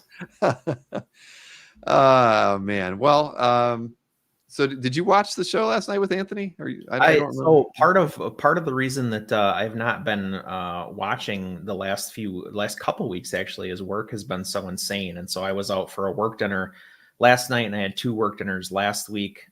So yeah, my nights have been a little bit tied up, unfortunately. Well, Sounds like it was a banger. Well, yeah, it started out slow, but I was enjoying it because I went into it thinking we weren't going to sell anything, and but no, the ideas were flowing on that one, you know. And it's always the audience that kind of brings in this concept that just seems to make so much sense. It's like, how did we go 2 years and never think of doing something like that, you know? And it was like, geez, it just fit so perfectly, especially with him, right? For an Anthony show, I mean, that's his sweet spot, when he likes to haggle, you know. So yeah, it was fun. It lasted a little longer than I wanted. I think we almost went 2.5 hours because it was hard to kind of go through those offers and things, but it was fun. I think if you just did that and no new art for sale, you just did a show like that, I think it'd actually go well. It wouldn't feel like it was dragging on because you were always going to be on your toes. So it's pretty frenetic. Yeah. So let's take a look at the picks this week. We actually both did get a piece in from Mr. Wingo. I in my usual self didn't pay too much attention until I posted it, and I was like, oh well, Scott gets 2 pieces this week. Yeah, it happens once in a while, and you know, there's a few people where they post, like, you know, Michael Chad Clow is always going to have, I mean, like, the odds of picking even one of us picking 2 of his pieces are, you know, is high. So I get it. Right. Yeah, no, it's true. So we're starting off with a piece in the McSpidey fan calf gallery here. So let me go ahead and get this in here and resize just a tiny bit. There we go. Nice big scan as well. Yeah. So I'm a big fan of what Javi Fernandez has been doing on these Spawn covers. This is King Spawn, I think. Yeah. He's a clever designer, and I mean, there's a lot of, like, really cool unique elements on this. Obviously the cape acting is kind of like the streets being filled with blood is the star, but you know, cool use of the chains. I mean, if you're going to do Spawn, you got to go over the top of the chains and the cape, and he manages to do both so effectively here. And I like how kind of like scrabbly the figure is, how kind of wild the figure is, and then contradicted by how orderly all the architecture is. Yeah, that's what got me too, was you know, the architecture is so refined, and then the character was a little sketchy, but I mean, it just works really well. I didn't, look at what the color piece looked like, but I love it the way it comes off in black and white here with the cape also painted. I mean, it's fantastic. Yeah, beautiful. Yeah. And I don't think we've had Javi Fernandez on the show before, so No. Oh wow, that actually looks good color nice. choices. It is really nice. The lighting in the buildings is awesome. Yeah, no, that is a beauty. Congrats on that one, Scott. There you go. I got a like on that one. All right, so the next piece here is this Pat L? Yeah, it was Pat L, and it's Batman 470 page by Brayfogle and Burchett. This is certainly a nostalgia pick for me. Brayfogle is kind of my Batman artist. He was doing Batman when I was, I want to say in high school, and right around there anyway. And so he definitely had an impact on me when I was reading the most comics for sure. But I really love the negative space, the positive negative relationship here, particularly in that second panel where Batman is basically just a few shapes. I think is really cool. And then the rain cutting through the shadow is always such a nice effect. But just Brayfogle just being a great Batman artist on this page. Yeah, no, it definitely has a period vibe, as far as like, the way the characters are drawn. I mean, I wasn't reading Batman at the time, but I've always liked Brayfogle's work. I mean, this first panel is just fantastic, using that, the leaves here and everything to kind of frame that panel. I mean, it's really, really nicely done. I mean, even carrying down into this panel here. So yeah, no, this is, it's great. And the rain kind of ties the whole page together the way he's got it drawn. No, very, very good pick. Congrats to Pat on that one. And Scott did mention when the art was up there that Javi is selling his artwork direct through CAF right now. Not a premium member yet either. I will say that. So you won't find it advertised in the classifieds. I will try to explain the virtues of going premium to Javi and his rep. I think recently Javi he was rep by, I think he used to be rep by Kirby's, and I think he's rep by somebody else now. I think you're right. Moved around. So let's see, what do we got next? It's a Thing piece. Yeah, by Tom Riley. Yeah, I mean, I'd be selling myself short if I didn't throw up an awesome Thing piece like this. This is one where I actually had this in my cart, so to speak, when these pages were released, and I picked a different page instead. But this one kind of haunts me, so I had to pick this one. This is great. I mean, he's fighting. I think the champion of the universe and Terrax and I can't remember that guy's name, the guy that looks like a gladiator. Anyway, he's fighting them all at the same time, which I thought was awesome. Yeah, well, only the Hulk could do it, but the Thing can do it too. That is nice. I like Riley's art, definitely. It's super fun. Yeah, I mean, it's breezy, it's kind of cartoony, but at the same time, it's got some weight. He's really talented. And he'll do Christmas cards. Yeah, that's true. But yeah, no, that's a good pick. I like this page. I didn't see it until you picked it out. So nicely done. And look, even George Hodge has a comment on this one. There you go. Larry's CAF. Oh, and so okay, Javi's represented by Scott's Collectibles. So that's why Scott's Collectibles. I don't know why they have never. I mean, I don't think they do a whole lot of like. They must do all their marketing socially, because they don't do any. They've never approached me about anything, but they're at all the shows. I don't quite understand that, but hey, to each their own. At least Javi is using CAF to his advantage. Are they based in the UK? Yeah, Okay. They are. But they're always at. I mean, we saw them at the SF Fan Expo, and I know they're always at New York Comic Con. So they're over here all the time. But yeah, it's just weird. I mean, they're one of the few reps that I've had almost no contact with ever for anything. I mean, they don't even send it, like I say, no press releases even. So it's just weird. But okay, so we got a piece here in Sean Price's CAF gallery, a Miracle Man 1000 page with Buckingham art. And when I saw this one, I wished I could click on it because it's such a nice image. Yeah, that was a consideration when I picked it, but Lord, I mean, the rendering on this is just incredible. I mean, it's so tight, it's so God, the figures are perfect and the backgrounds are perfect, and the spot color is just genius in my opinion. Yeah. Yeah, there's nothing. This is just really incredible. Yeah, this one. Yeah, I love that center panel. You got so many heroes crammed in around him. I mean, it's just so well done. Yeah, I'd love to see this thing 3 times the size. I want to see it in full detail. I want to see how it was colored, just to see some of the texture in that, and just get a better feel for Buckingham, his whole approach on this piece. But it is gorgeous. The layout and what he chose to how he chose to quote unquote shoot each panel. I mean, it's just like, this is masterful. Yeah, see, I'm liking it even more because I didn't really notice those small little vignettes in those first 2 panels, and now that I see that, it's killing me. This is a really great piece. So, what was it, Sean? Sean should be very happy to have this piece in his calf gallery. I love it. Yep. All right. Now is this a nostalgia pick for you? It is. Yeah. So this came out when I worked in the comic store, and I remember the Heart of Darkness poster being up behind the register and stuff like that. So 90, mega 90s thing here with Wolvie, Punisher, and Ghost Rider crossover. So yeah, I mean, I'm not the biggest John Romita Jr. fan, full disclosure, and I'm really not a Klaus Janson fan either, but together I think they are capable of being more than the sum of the parts sometimes, and this is a cool page. Yeah, no, it really is. Because I wasn't reading it at the time, but yeah, I wouldn't mind owning this one. This is really well done.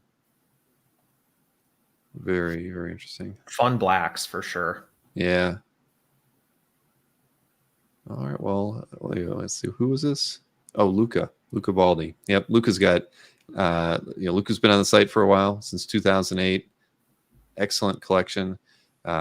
Super nice guy. He sent us some video clips in the past too, but yeah, no, he's got an excellent collection. If you haven't checked out Luca's calf gallery, please do. And this was was a DT, right? Yeah, DT. Yeah, I think, was this the piece he posted on Facebook where he was showing something to Jim? I don't know if it was this piece or not, but there's a photo in the. Oh, is there? Oh shoot. Yeah. Okay. I should just scroll down. There you go, with Jim, right? I think because this happened at Fan Expo in San Francisco, and DT is thanks to James Siegel is going to be on the show sometime in January as well. At least that's what he told me. He's in the middle of a few things, but yeah. So, but obviously, kind of new to OA collecting, I think, but he's already got some pretty crazy great pieces. I mean, this is a piece where if one of us hadn't picked it, it would have been a crime, right? The magnitude of this hitting calf is reason alone to pick it, even if it wasn't awesome, and it is. Yeah, no, it would have been one of my picks. It was I had set it aside earlier in the week, so you had picked it, and I was like, oh, okay, I don't have to worry about that one. Moving right along, but no, it's a great image, and I kind of liked it more just because I had seen that picture of him with Jim earlier on Facebook, and I was like, yeah, this is cool, and a good story around it too. So I was looking for him in the line in Marcus's video, but I couldn't find him. I was gonna send it to him just to point it out, but yeah, no, great pick. And again, DT's collection is definitely on the rise. He's got some great stuff in there, so check his stuff out as well. Yeah, honestly, if this was the only piece in his collection, he'd be doing just fine. Oh, I know. Well, yeah, I won't show off his stuff, but he's everybody on their own time should check it out. He's been doing he's got a great eye. So let's see. Is this JN80? Okay. JN80's calf, and I can't click on it. Darn it. Okay. I love this. I always have to pick a high contrast, a tonal piece, and this is one for the books. I think the poses on both characters are just incredible. So I love the composition because Annihilus looks so menacing. Miles is crawling away from him. I mean, you really get a sense of the disparity in power between the two characters, which I think is so characterful and illustrative without there's no word balloons, there's no text, there's no nothing here, but exactly what Miles is in for. Yeah, I mean, Mahmoud Azrar, I think, is amazing. He definitely gives me like a, kind of an Eminem vibe from time to time. This is a piece where I would certainly say that, particularly with Spidey. But yeah, just tremendous work. Yeah, no, it's gorgeous. He's missing his hand too. That was a good battle there. But yeah, no, I love the detail on this one. Again, I wish I could click on it to kind of see the cross hatching better, but no, it's really, really well done.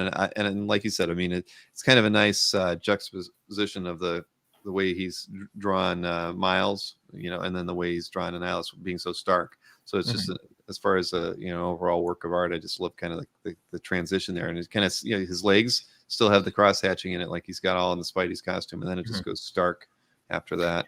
Yeah, I think the change in in toner and texture really lends itself to that feeling of like power. Mm-hmm. Agreed. That. All right. So whose was this? Oh, Grant Riddle's calf gallery, and it's a Cable 49 page. I loved this, Kirby infused run by Ledron when this was coming out. This was probably maybe the first time I really took notice of Cable. Obviously knowing who he was and et cetera, but I can tell you for sure that this was the only time I ever bought Cable's solo title. And it was just for this art. So kind of the updated Euro infused take on Kirby, I think, is so cool and so unique. I love that panel with Paladin on the left there. Right. Yeah, that's the one I'm taken aback by that panel. Yeah. I just can't stop staring at it, but I see what you're I see why. But you didn't like Churchill on Cable before, because he was probably drawn before that, right? I don't think it was maybe necessarily Churchill that was the problem. I guess it wasn't, but maybe it just wasn't enough to get me to pull it off the stand, so to speak. Yeah. But this was. So yeah, NSN points out there's a Ranks influence here for sure. But yeah, I love the textures on this. I love all the different line weights that he's using. So yeah, terrific. Yeah, no, it's that is a really, really nice piece. Well, congrats to Grant on that pickup. Let's see, Brechia piece. That's right. Now this one I didn't see when I was going on the calf, so I'm glad you picked it. Well, I guess in fairness to you, originally when it was posted, the gallery owner put up a sort of shabby scan, and this was one again where I emailed and said I would really love to put this on the calf update. Can you please post a better scan? And they did. So well, that's good. Yeah. So anyway, you can't really, what do you even say about this piece? I mean, it's insane. It's just you can pour over every panel, and there's something new to see in every panel every time you look at it. I love the folded look of the top panel, where it's got all those different wild layers and textures. The figural work is so cool. The facial expressions are great. The tones, I mean, the temperature of the piece, this piece has a temperature to it almost. Yeah, no, it's gorgeous. I wish, I'm glad you got him to get a better scan. I mean, because this one's still a little dark, but yeah, no, it's gorgeous. I mean, I see Wrightson, I see Toth, I see lots of Topi, yeah, Topi, right? I mean, there's so many interesting influences in it, but it's so unique on its own. Yeah, I've always loved Brechia's works. This is a great example. Wow. Yeah, that's a piece I'd love to see in person. Right, definitely. And whose calf gallery is this? Okay, Andrea Paoloni. I don't think I've ever been in their calf gallery before, but they've been on the site for 12 years. So I wasn't familiar either, but fast responses to calf communications. So that was very cool. Good. And then this is your last one, Batman Incorporated, I guess issue 1 and issue 2 covers that go together, a variant cover art. Jorge Molina, who is amazing. And I mean, this thing is just sick. Yeah. I'm kind of at a loss for words looking at it. It's so good. I mean, every character on here is like perfect. So incredibly well rendered. Like the light and shade is so good. I mean, just look at the musculature on Batman. Yeah, it's incredible. Yeah. I mean, and you got a lot of different costume styles here, and they're all pulled off so well. Yeah, the textures. I mean, like I know I talk about textures a lot, but like look at the architecture. Well, even I was going to that. It's like this church behind in the far background there is just so nicely done. I mean, I love the fact that it's lighter. I mean, than the foreground textures with the rooftops and the bricks. Yeah, this thing is, and even like this tower that's not, he's hardly rendered it, right? He's just like, well, it's in the background. You wouldn't be focused on it anyway, so I'm drawing it like that. It's just wow. It's great. Yeah, it's an achievement. I mean, this could be Molina's masterpiece thus far. Dang, that is, yeah. And I didn't see this. I don't know how I missed it. I've been seeing a lot more DC art on CAF lately, everybody. So, and this is going to be one, because I know this person is usually in, or not usually, they're in our chat a lot. But I happen to go. I don't look at this page often. But when it's not even off the premium members one, it's off of this is why I don't see it too often. I go to the all members gallery.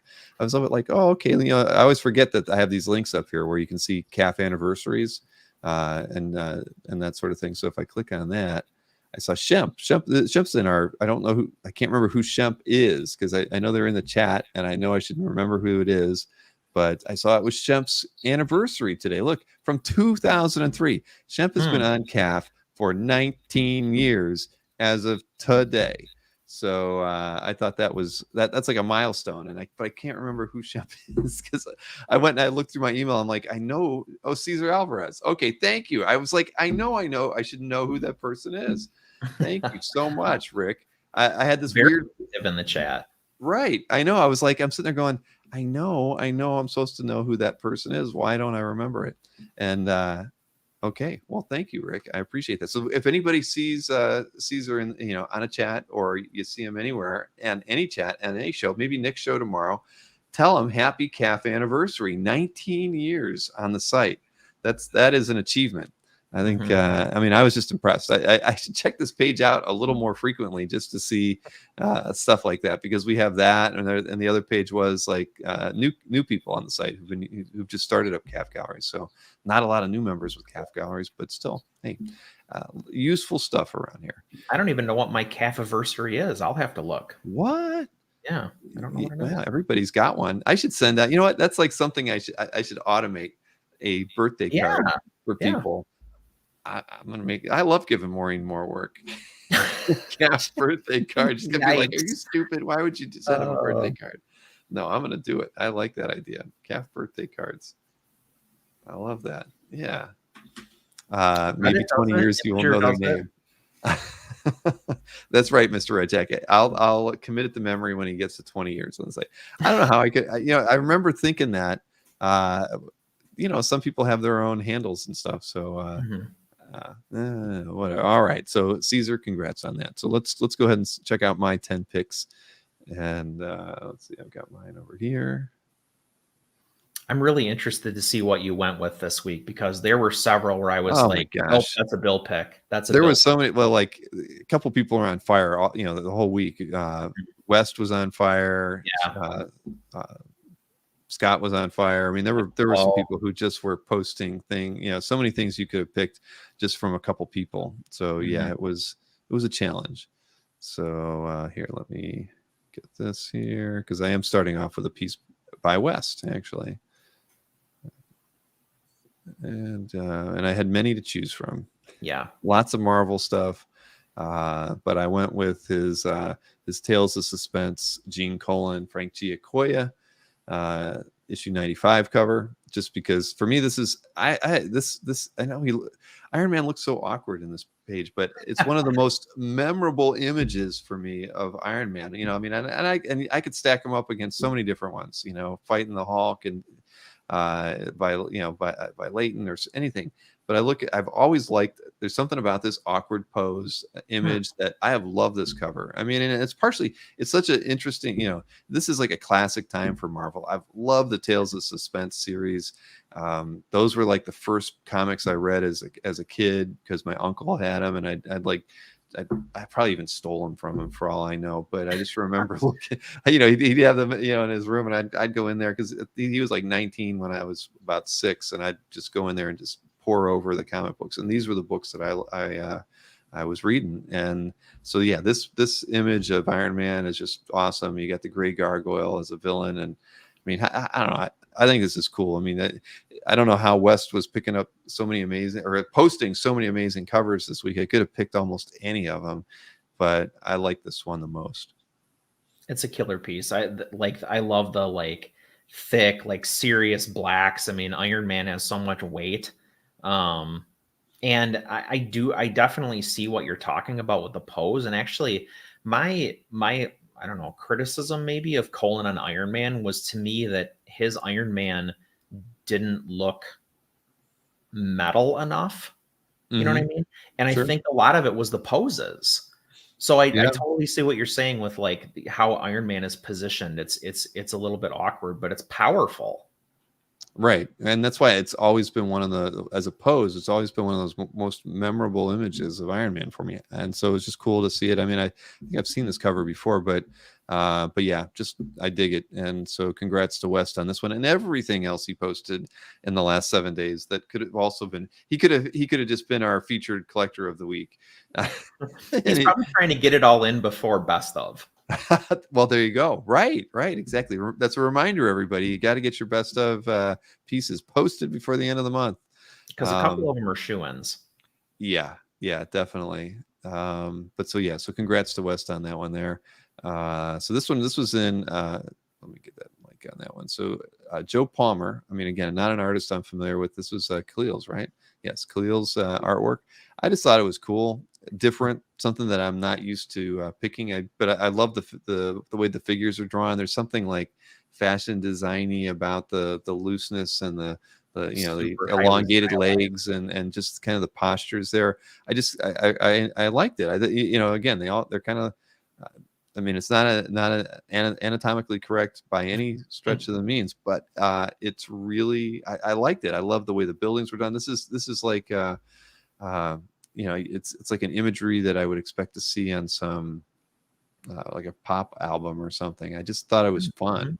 And and when you think about comics today and trying to appeal to younger generations, I can see styles like this making sense to young comic book readers. And so I like it. I kind of like the approach to this piece. I think there's probably more behind the thought, that thought process of bringing in artists that have unique visions and styles and exploring more, creative approaches or different approaches than we older collectors are used to seeing.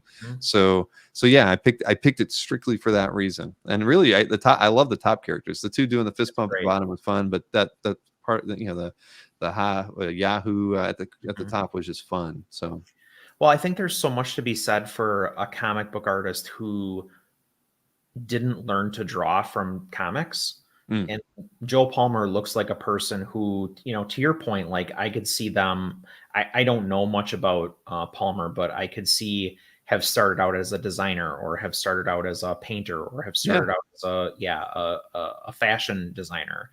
And I think what's cool about this is that the abstraction of the figure lets you put so much energy. That top piece lets you put so much energy into it, it's very gestural. It's not loose, it's really angular, but the fact that you do, to your point, you throw the anatomy out a little bit, lets you have fun with the shapes of the figures. Exactly. Yeah. So I dig this, and I don't know anything about Palmer either, but I thought, this is a good piece to feature. And congrats to Khalil on it. I mean, Khalil's had a really good collecting year as well. So this is a nice Carl addition. Choi, I think, has a ton of Palmer art. Oh, really? Yeah. All right. I will check out his calf.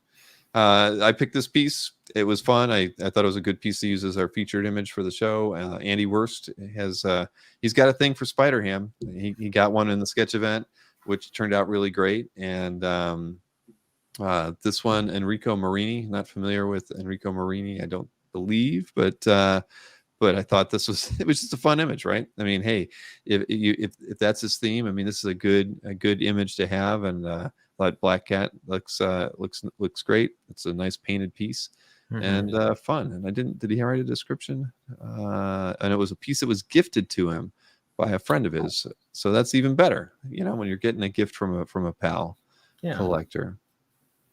Can you see how long Enrico's been on the site? Because I'm almost positive it's long term.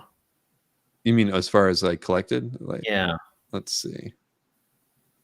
Yeah, 190 pieces, and I could be wrong. Kind of go back in time. Let's see. 20. Where are we at? I should have probably just checked. He's got 11. Oh, you know what? I think I'm confusing Enrico Marini and Enrico Salvini. Oh, as a collector, yeah. I mean, as an artist, well, the artwork for this guy's back to 2006, so that's something. But yeah, Enrico Salvini, longtime collector, old time. He used to be the art dealer from Red Sector. Yes, okay, that's my mistake. Yep. Good guy though. He actually works with Morger on Lake Como. He's kind of like the guy on the ground in the kilt. All right. So. But yeah, nice piece here. So congrats to Andy for growing his Spider Ham collection. And over to James Siegel. We had him on the show to start things off. This was a mouse guard pickup that he did. He picked it up on eBay. It was a piece that I think I'd seen on there before, but you know, he got this a few weeks back, and you know, he even messaged me. He's like, I got one now, because these are so hard to get. You know, published pages by David Peterson from Mouse Guard. I mean, it's such great work. The format of the pages is fun because they're square. So you know, every layout is always unique from these Mouse Guard books. And I mean, I think most people have seen mine. It's like a Black Axe one where he's fighting the owl, but just amazing stuff.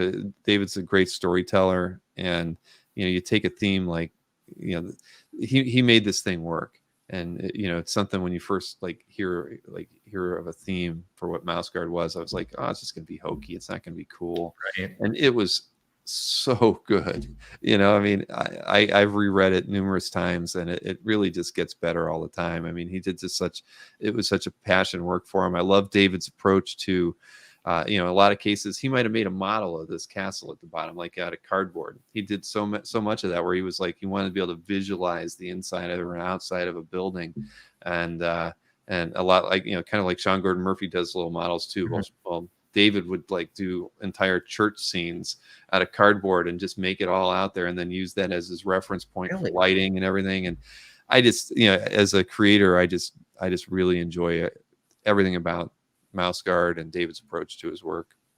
Yeah, his illustrations are like absolutely amazing. And I know what you're saying, because you could feel like if someone were to describe this to you and you hadn't seen it, you would probably assume that it was like cutesy, you know, like chibi or, you know, whatever, but it's not. It's like the tone is really interesting and unique. And just when I figure I have James Siegel all figured out, like he posts something like this, or he posted like a dinosaur today or yesterday.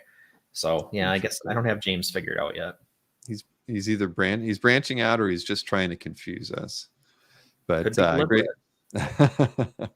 Yeah, but this is a good one. He has it in his Image, Dynamite, and Independent gallery room. So, all right. So next up here, let me get my like on this one. Sanford Green. Yeah, I've followed Sanford Green's career for a long time. Super nice guy, but he's just gotten better and better and better. Yes. with age, and this piece just blew me away. I mean, I know that, you know, he's obviously started being repped by Felix. You know, and Felix always kind of comes in, and he gets the guys just at the right time. And man, I mean, look at this. Yeah. I love this piece. Yeah, I love just the way he's you know, he's painted all the creatures darker behind him just to pop them out. The focus is straight up, you know, on Spawn. I mean, this is just this one hell of a great artwork here. I mean, I'm liking it more and more. I mean, I want to own it, you know, and I've actually, you know, only read a few Spawn comics, but yeah, this is fantastic. So yeah, dang it, Sanford's on a roll.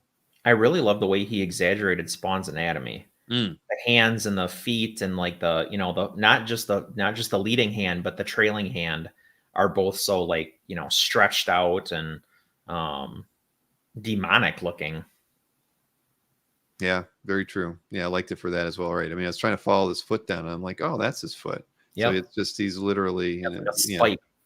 yeah, exactly. But yeah, this is really, really nice. And again, McSpidey fan, of course, because he likes the Spawn. 2 McSpideys and they're both Spawns. Interesting. How is that possible when he was adding John Byrne X-Men pages? And yeah, he and West were like Star Wars pieces, right? Star Wars pieces. It's just you know, peaks and valleys for some collectors. I don't know, but yeah, that was a good one. That was a real good one. So the next up, I picked a piece by Bob Eggleton. Everybody knows I like Bob's painting. Wow. I've got a few. I own a few myself, and I've always loved his landscape stuff. You know, he's painted Godzilla a bunch for different sci-fi mags, King Kong. I mean, those sorts of things. But I've what do I have? I've got a painting that he did of like the Mars surface that I just thought was really cool, and he paints. I follow him on Facebook, and he's been doing these like ocean scenes, right? And he's like, I don't understand it. I paint these ocean scenes, and they sell faster than my science fiction artwork. And you know, because he's just doing waves crashing on a beach, right? And he's like, I don't know if I should be painting more, or I should keep painting my Cthulhu and my, you know, whatever. And the thing is, it's like the reason it is, I think, is he's just such a great like landscape. He has a great vision for landscape and water, and that's why they sell well. But so when he mixes his love for science fiction with these crazy landscapes, is when I think he's like at his best. So for me, I love this piece, and I think this was this Drake's? I always forget. Was it Drake? Oh no, Victor Drix. Sorry, get the names wrong with the D's there. Victor Drix's calf gallery. Been on the site for a long time, but Really yeah, cool. It is cool, right? Mm-hmm. Yeah, I love it. I love the blue and orange. Yeah. So yeah, if you've Eggleton's an interesting guy. You know, he's just he's funny on Facebook, but a great painter. Been around a long time. Had a long career. Do you know how big that is, Bill? Did it say? I mean, usually, yeah. There you go. I was gonna say this is probably large. This is 2 by 3 feet.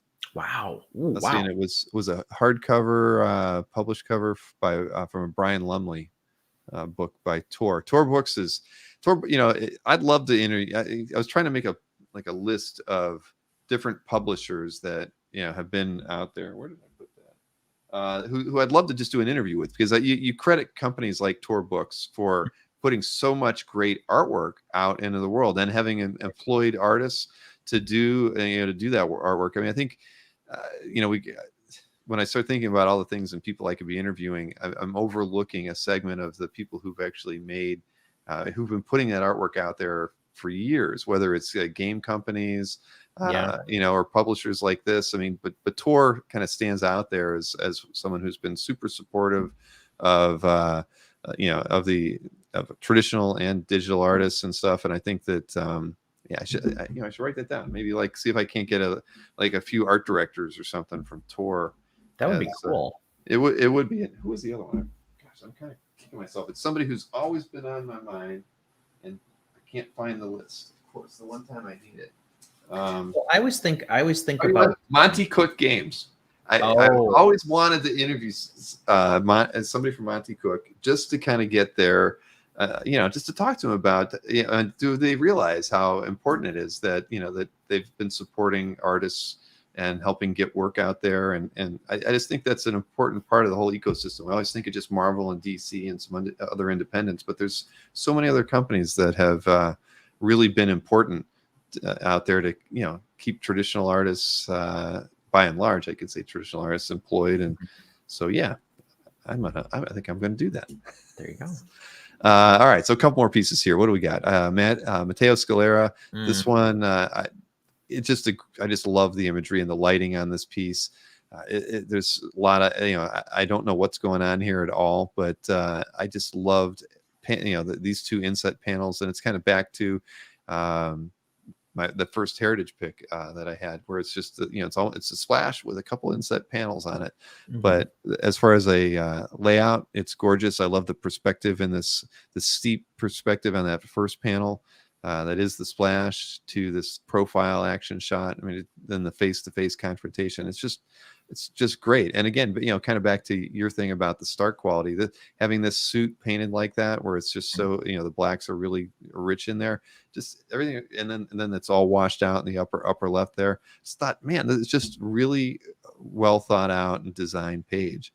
And I don't even know what it was. Batman One Bad Day, Mr. Freeze. Don't know anything about it, but the artwork is just gorgeous. Yeah, I was actually going to pick this piece, and I said to myself, I'm like, you can't pick Matteo Scalera again. I know. I got to pick him this time. Yeah. So yeah, you're preaching to the choir with this one. I think he's doing career best work right now. Mm-hmm. Yeah, no, I mean, the more I look at it, this whole scene in the first image just makes it. I mean, I love the camera angle, everything about this piece. About that frame is just awesome.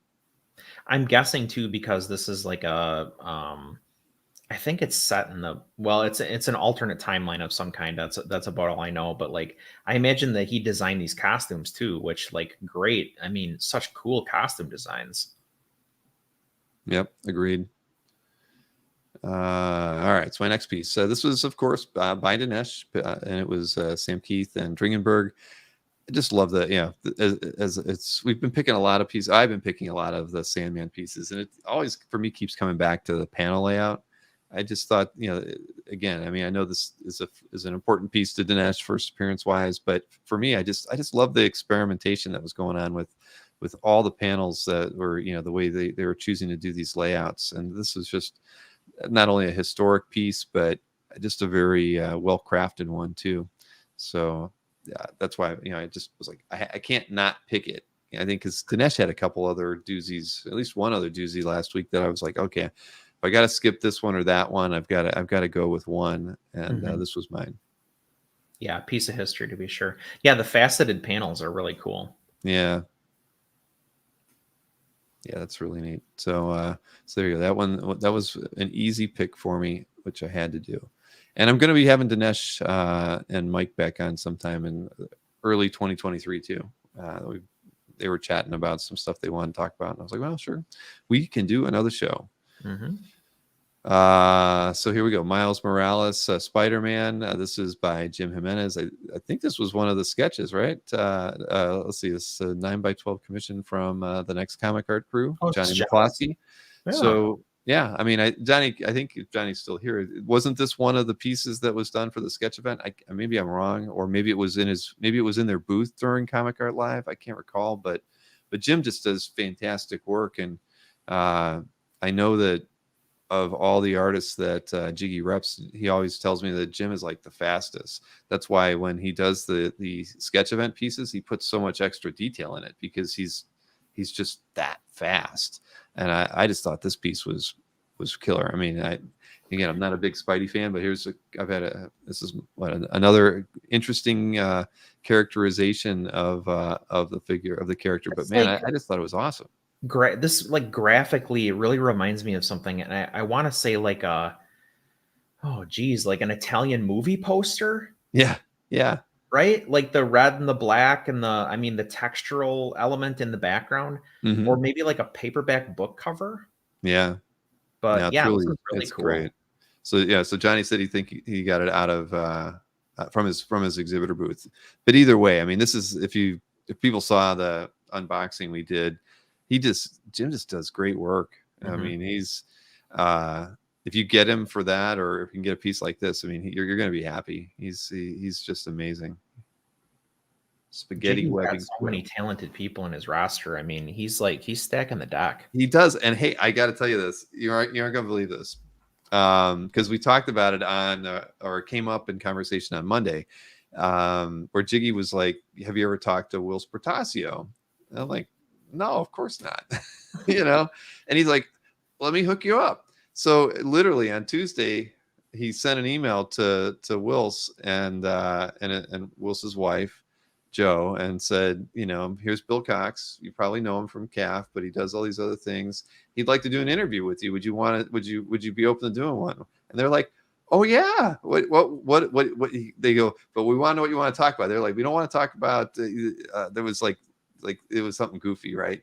But Sure. they're like, but we love talking about Bishop and X-Men and Wilson's career. And I'm like, we've got something in common. So I think we're going to have Wilson in January for sure. So January is going to be pretty crazy with the people who I've been speaking to at this point. Like the show options we've got, but Wills was game. It won't be an art sale show or anything like that. We'll just do a straight up interview. He's doing some new X-Men work, Bishop X-Men work right now. So it's kind of timely, I guess, to kind of get him on the show. But I'm definitely looking for. So Joe has a gallery. I didn't even know that. Awesome. I was waiting for Marcus to put in top 5 X-Men artist in the chat. Whoops. Oh, that's that. Yeah. Don't you dare bring that up, Marcus. Wills was not on my top 5. I think he in Tatiana's though. I think he was in one person's. He may have been Tatiana. I think he was. Hey, I'll be able to hold up a piece of art by him from X-Men. At least I'll be able to say I own something. But yeah, he wasn't in my top 5. So let's get it out right now. Let's just not do it when Wilson's on screen with me. All right. So one more piece here, and this is an Eddie Barrows piece. Love Eddie's work.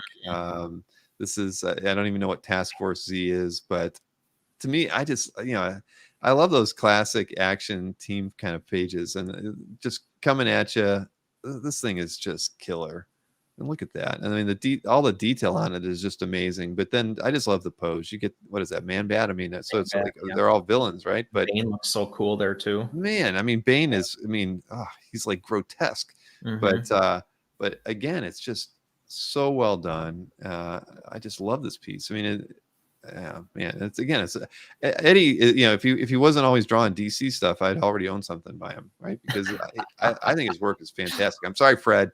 I know you rep him, but I do love his work so much. And I just thought this piece. I want to zoom out on it. It's just fantastic. Dang it. Yeah, it's core. I think I did last time I was on. I think I picked an Eddie Barrows. I mean, yeah, I'm a fan. And again, this isn't a book that I would buy necessarily because like zombies and whatever. Like I'm not really into like alternate timelines or whatever. Yeah. But you cannot deny how the quality of the art in this book. It's insane. Yeah, I mean, just the more I'm looking at it, just like this character, the back of their head. I mean, I just love how the cap or whatever is how it's drawn. I mean, look at that. I mean, that's a lot of attention to just so many subtle details in the figure. And Eber Ferreira, the inker, I mean, is clearly no slouch either. Right. Oh no, without question. Yeah. I mean, it's just crazy. Well, yeah. I mean, I may end up having to buy a page at some point, even though it won't be a Marvel page. No, this is great. Really, really nice. And there you go. Mr. Regic said, EDD, great work on the Freedom Fighters series a while back. That was cool. I think I said this not that long ago, but this image is one of those things where this can only be done in comics, right? Like you wouldn't see this in a movie. It's not possible. And also it's just this like super impactful, like the poses, like you said, but like the kind of snapshot element to it, like that moment in time. This is just what comics is perfect at. Yeah, I'm jealous of this page, and you'll see. Oh, Lee P. Very very nice piece, Lee. So, congrats on that one. Woo. Well, I think we did a good job picking this week. There was a lot of good artwork to choose from, as always. Yeah, Marcus says movie poster. Yeah, that's kind of a movie poster kind of vibe going on there. Agreed.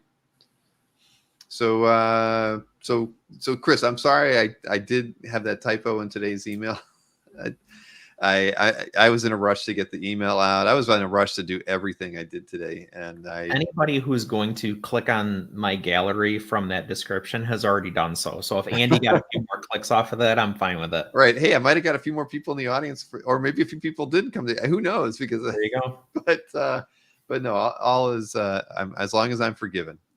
I hate messing up names. Are like the one thing I hate screwing up a name. I don't mind like getting something wrong about it, whatever, a title or a character or something like that. But when I screw up somebody's name, I always, and it was funny. I literally had scheduled the email and I went off to do something in the yard.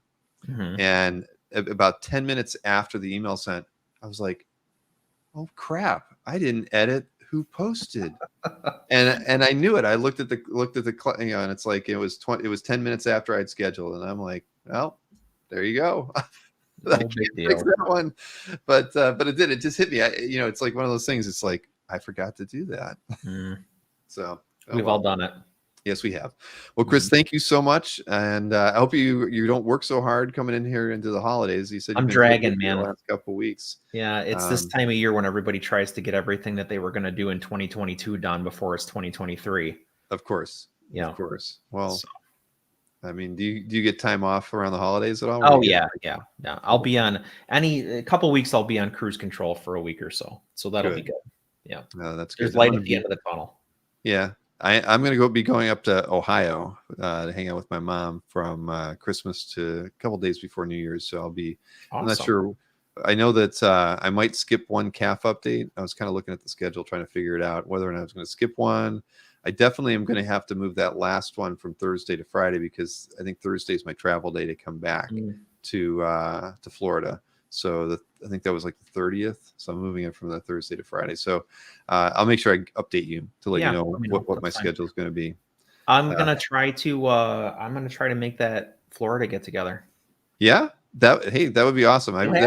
Yeah. No, of course. I mean, I wasn't quite sure how. The thing is, I'm like, I'm just gonna tell everybody I'm doing it, and we'll see who's interested in coming out. But it'll be on the 11th, and I emailed Jimmy Palmiotti and another art collector that lives nearby to him. I'm like, hey, if Amanda and you want to come out, Jimmy was like, yeah, definitely I'll come out. And then I also told him, about the con thing, and he's like, oh man, February is perfect. I'll support whatever you want to do. And so yeah, I think it's going to be a fun get together, and I hope Sharon can make a cake. I mean, I hope it'd be cool if they could bring it down or something. But it'll be a good time. I mean, 20 years of calf, definitely, it's going to be a party. Momentous. Yeah. All right. Well, thank you, Chris. And I'll let you know sometime this weekend what my schedule looks like for the rest of the month. Sounds good. Thanks, everybody. Good night. All right. So, hey, we got everything in, and it did only take 2.5 hours. I'm glad we did that. I thought for sure we might even go all the way to midnight tonight, but I'm glad that we don't have to. But we did get the idea of calf birthday card emails. I do like that idea a lot.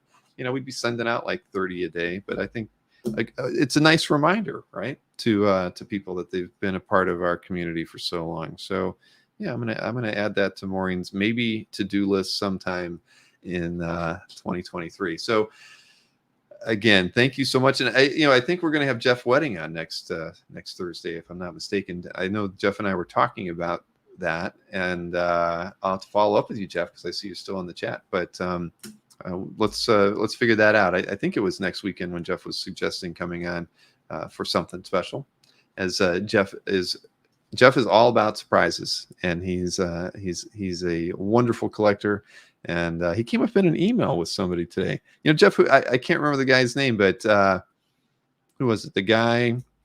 Who did we have on that we gave some Star Wars art away with? He had emailed me about something, and so your name came up, and we both agreed what a great guy Jeff was. So Thursday's still good for him. So good. Thursday, I will have Jeff Wedding on for a little bit. We got a nice surprise thanks to Jeff that we'll be doing that night. So I look forward to having Jeff on for a little bit.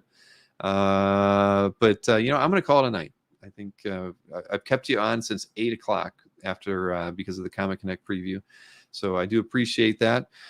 You've hung out with me this long, but I hope you can tune in on Saturday at 2 p.m. I'll have Howard Chaykin on. We'll do another interview probably keep it to around a half hour, and then we'll just dive into the art sale, and maybe we'll be done in an hour and a half. Should be a lot of fun. But Dan Parsons, that's right. Yeah, Dan Parsons. He had told me about a new book he's got coming out, and we were talking about that. But that's how he reminded me who he was. He's like, I'm that guy that you had on the show that one time. So no, nice guy. So yes, Saturday with Chaikin, and then but I do have tomorrow off. So have a happy Friday. I hope to see you Saturday at 2. If not, enjoy your weekend, and I will see you again next week. Have a wonderful evening, everybody.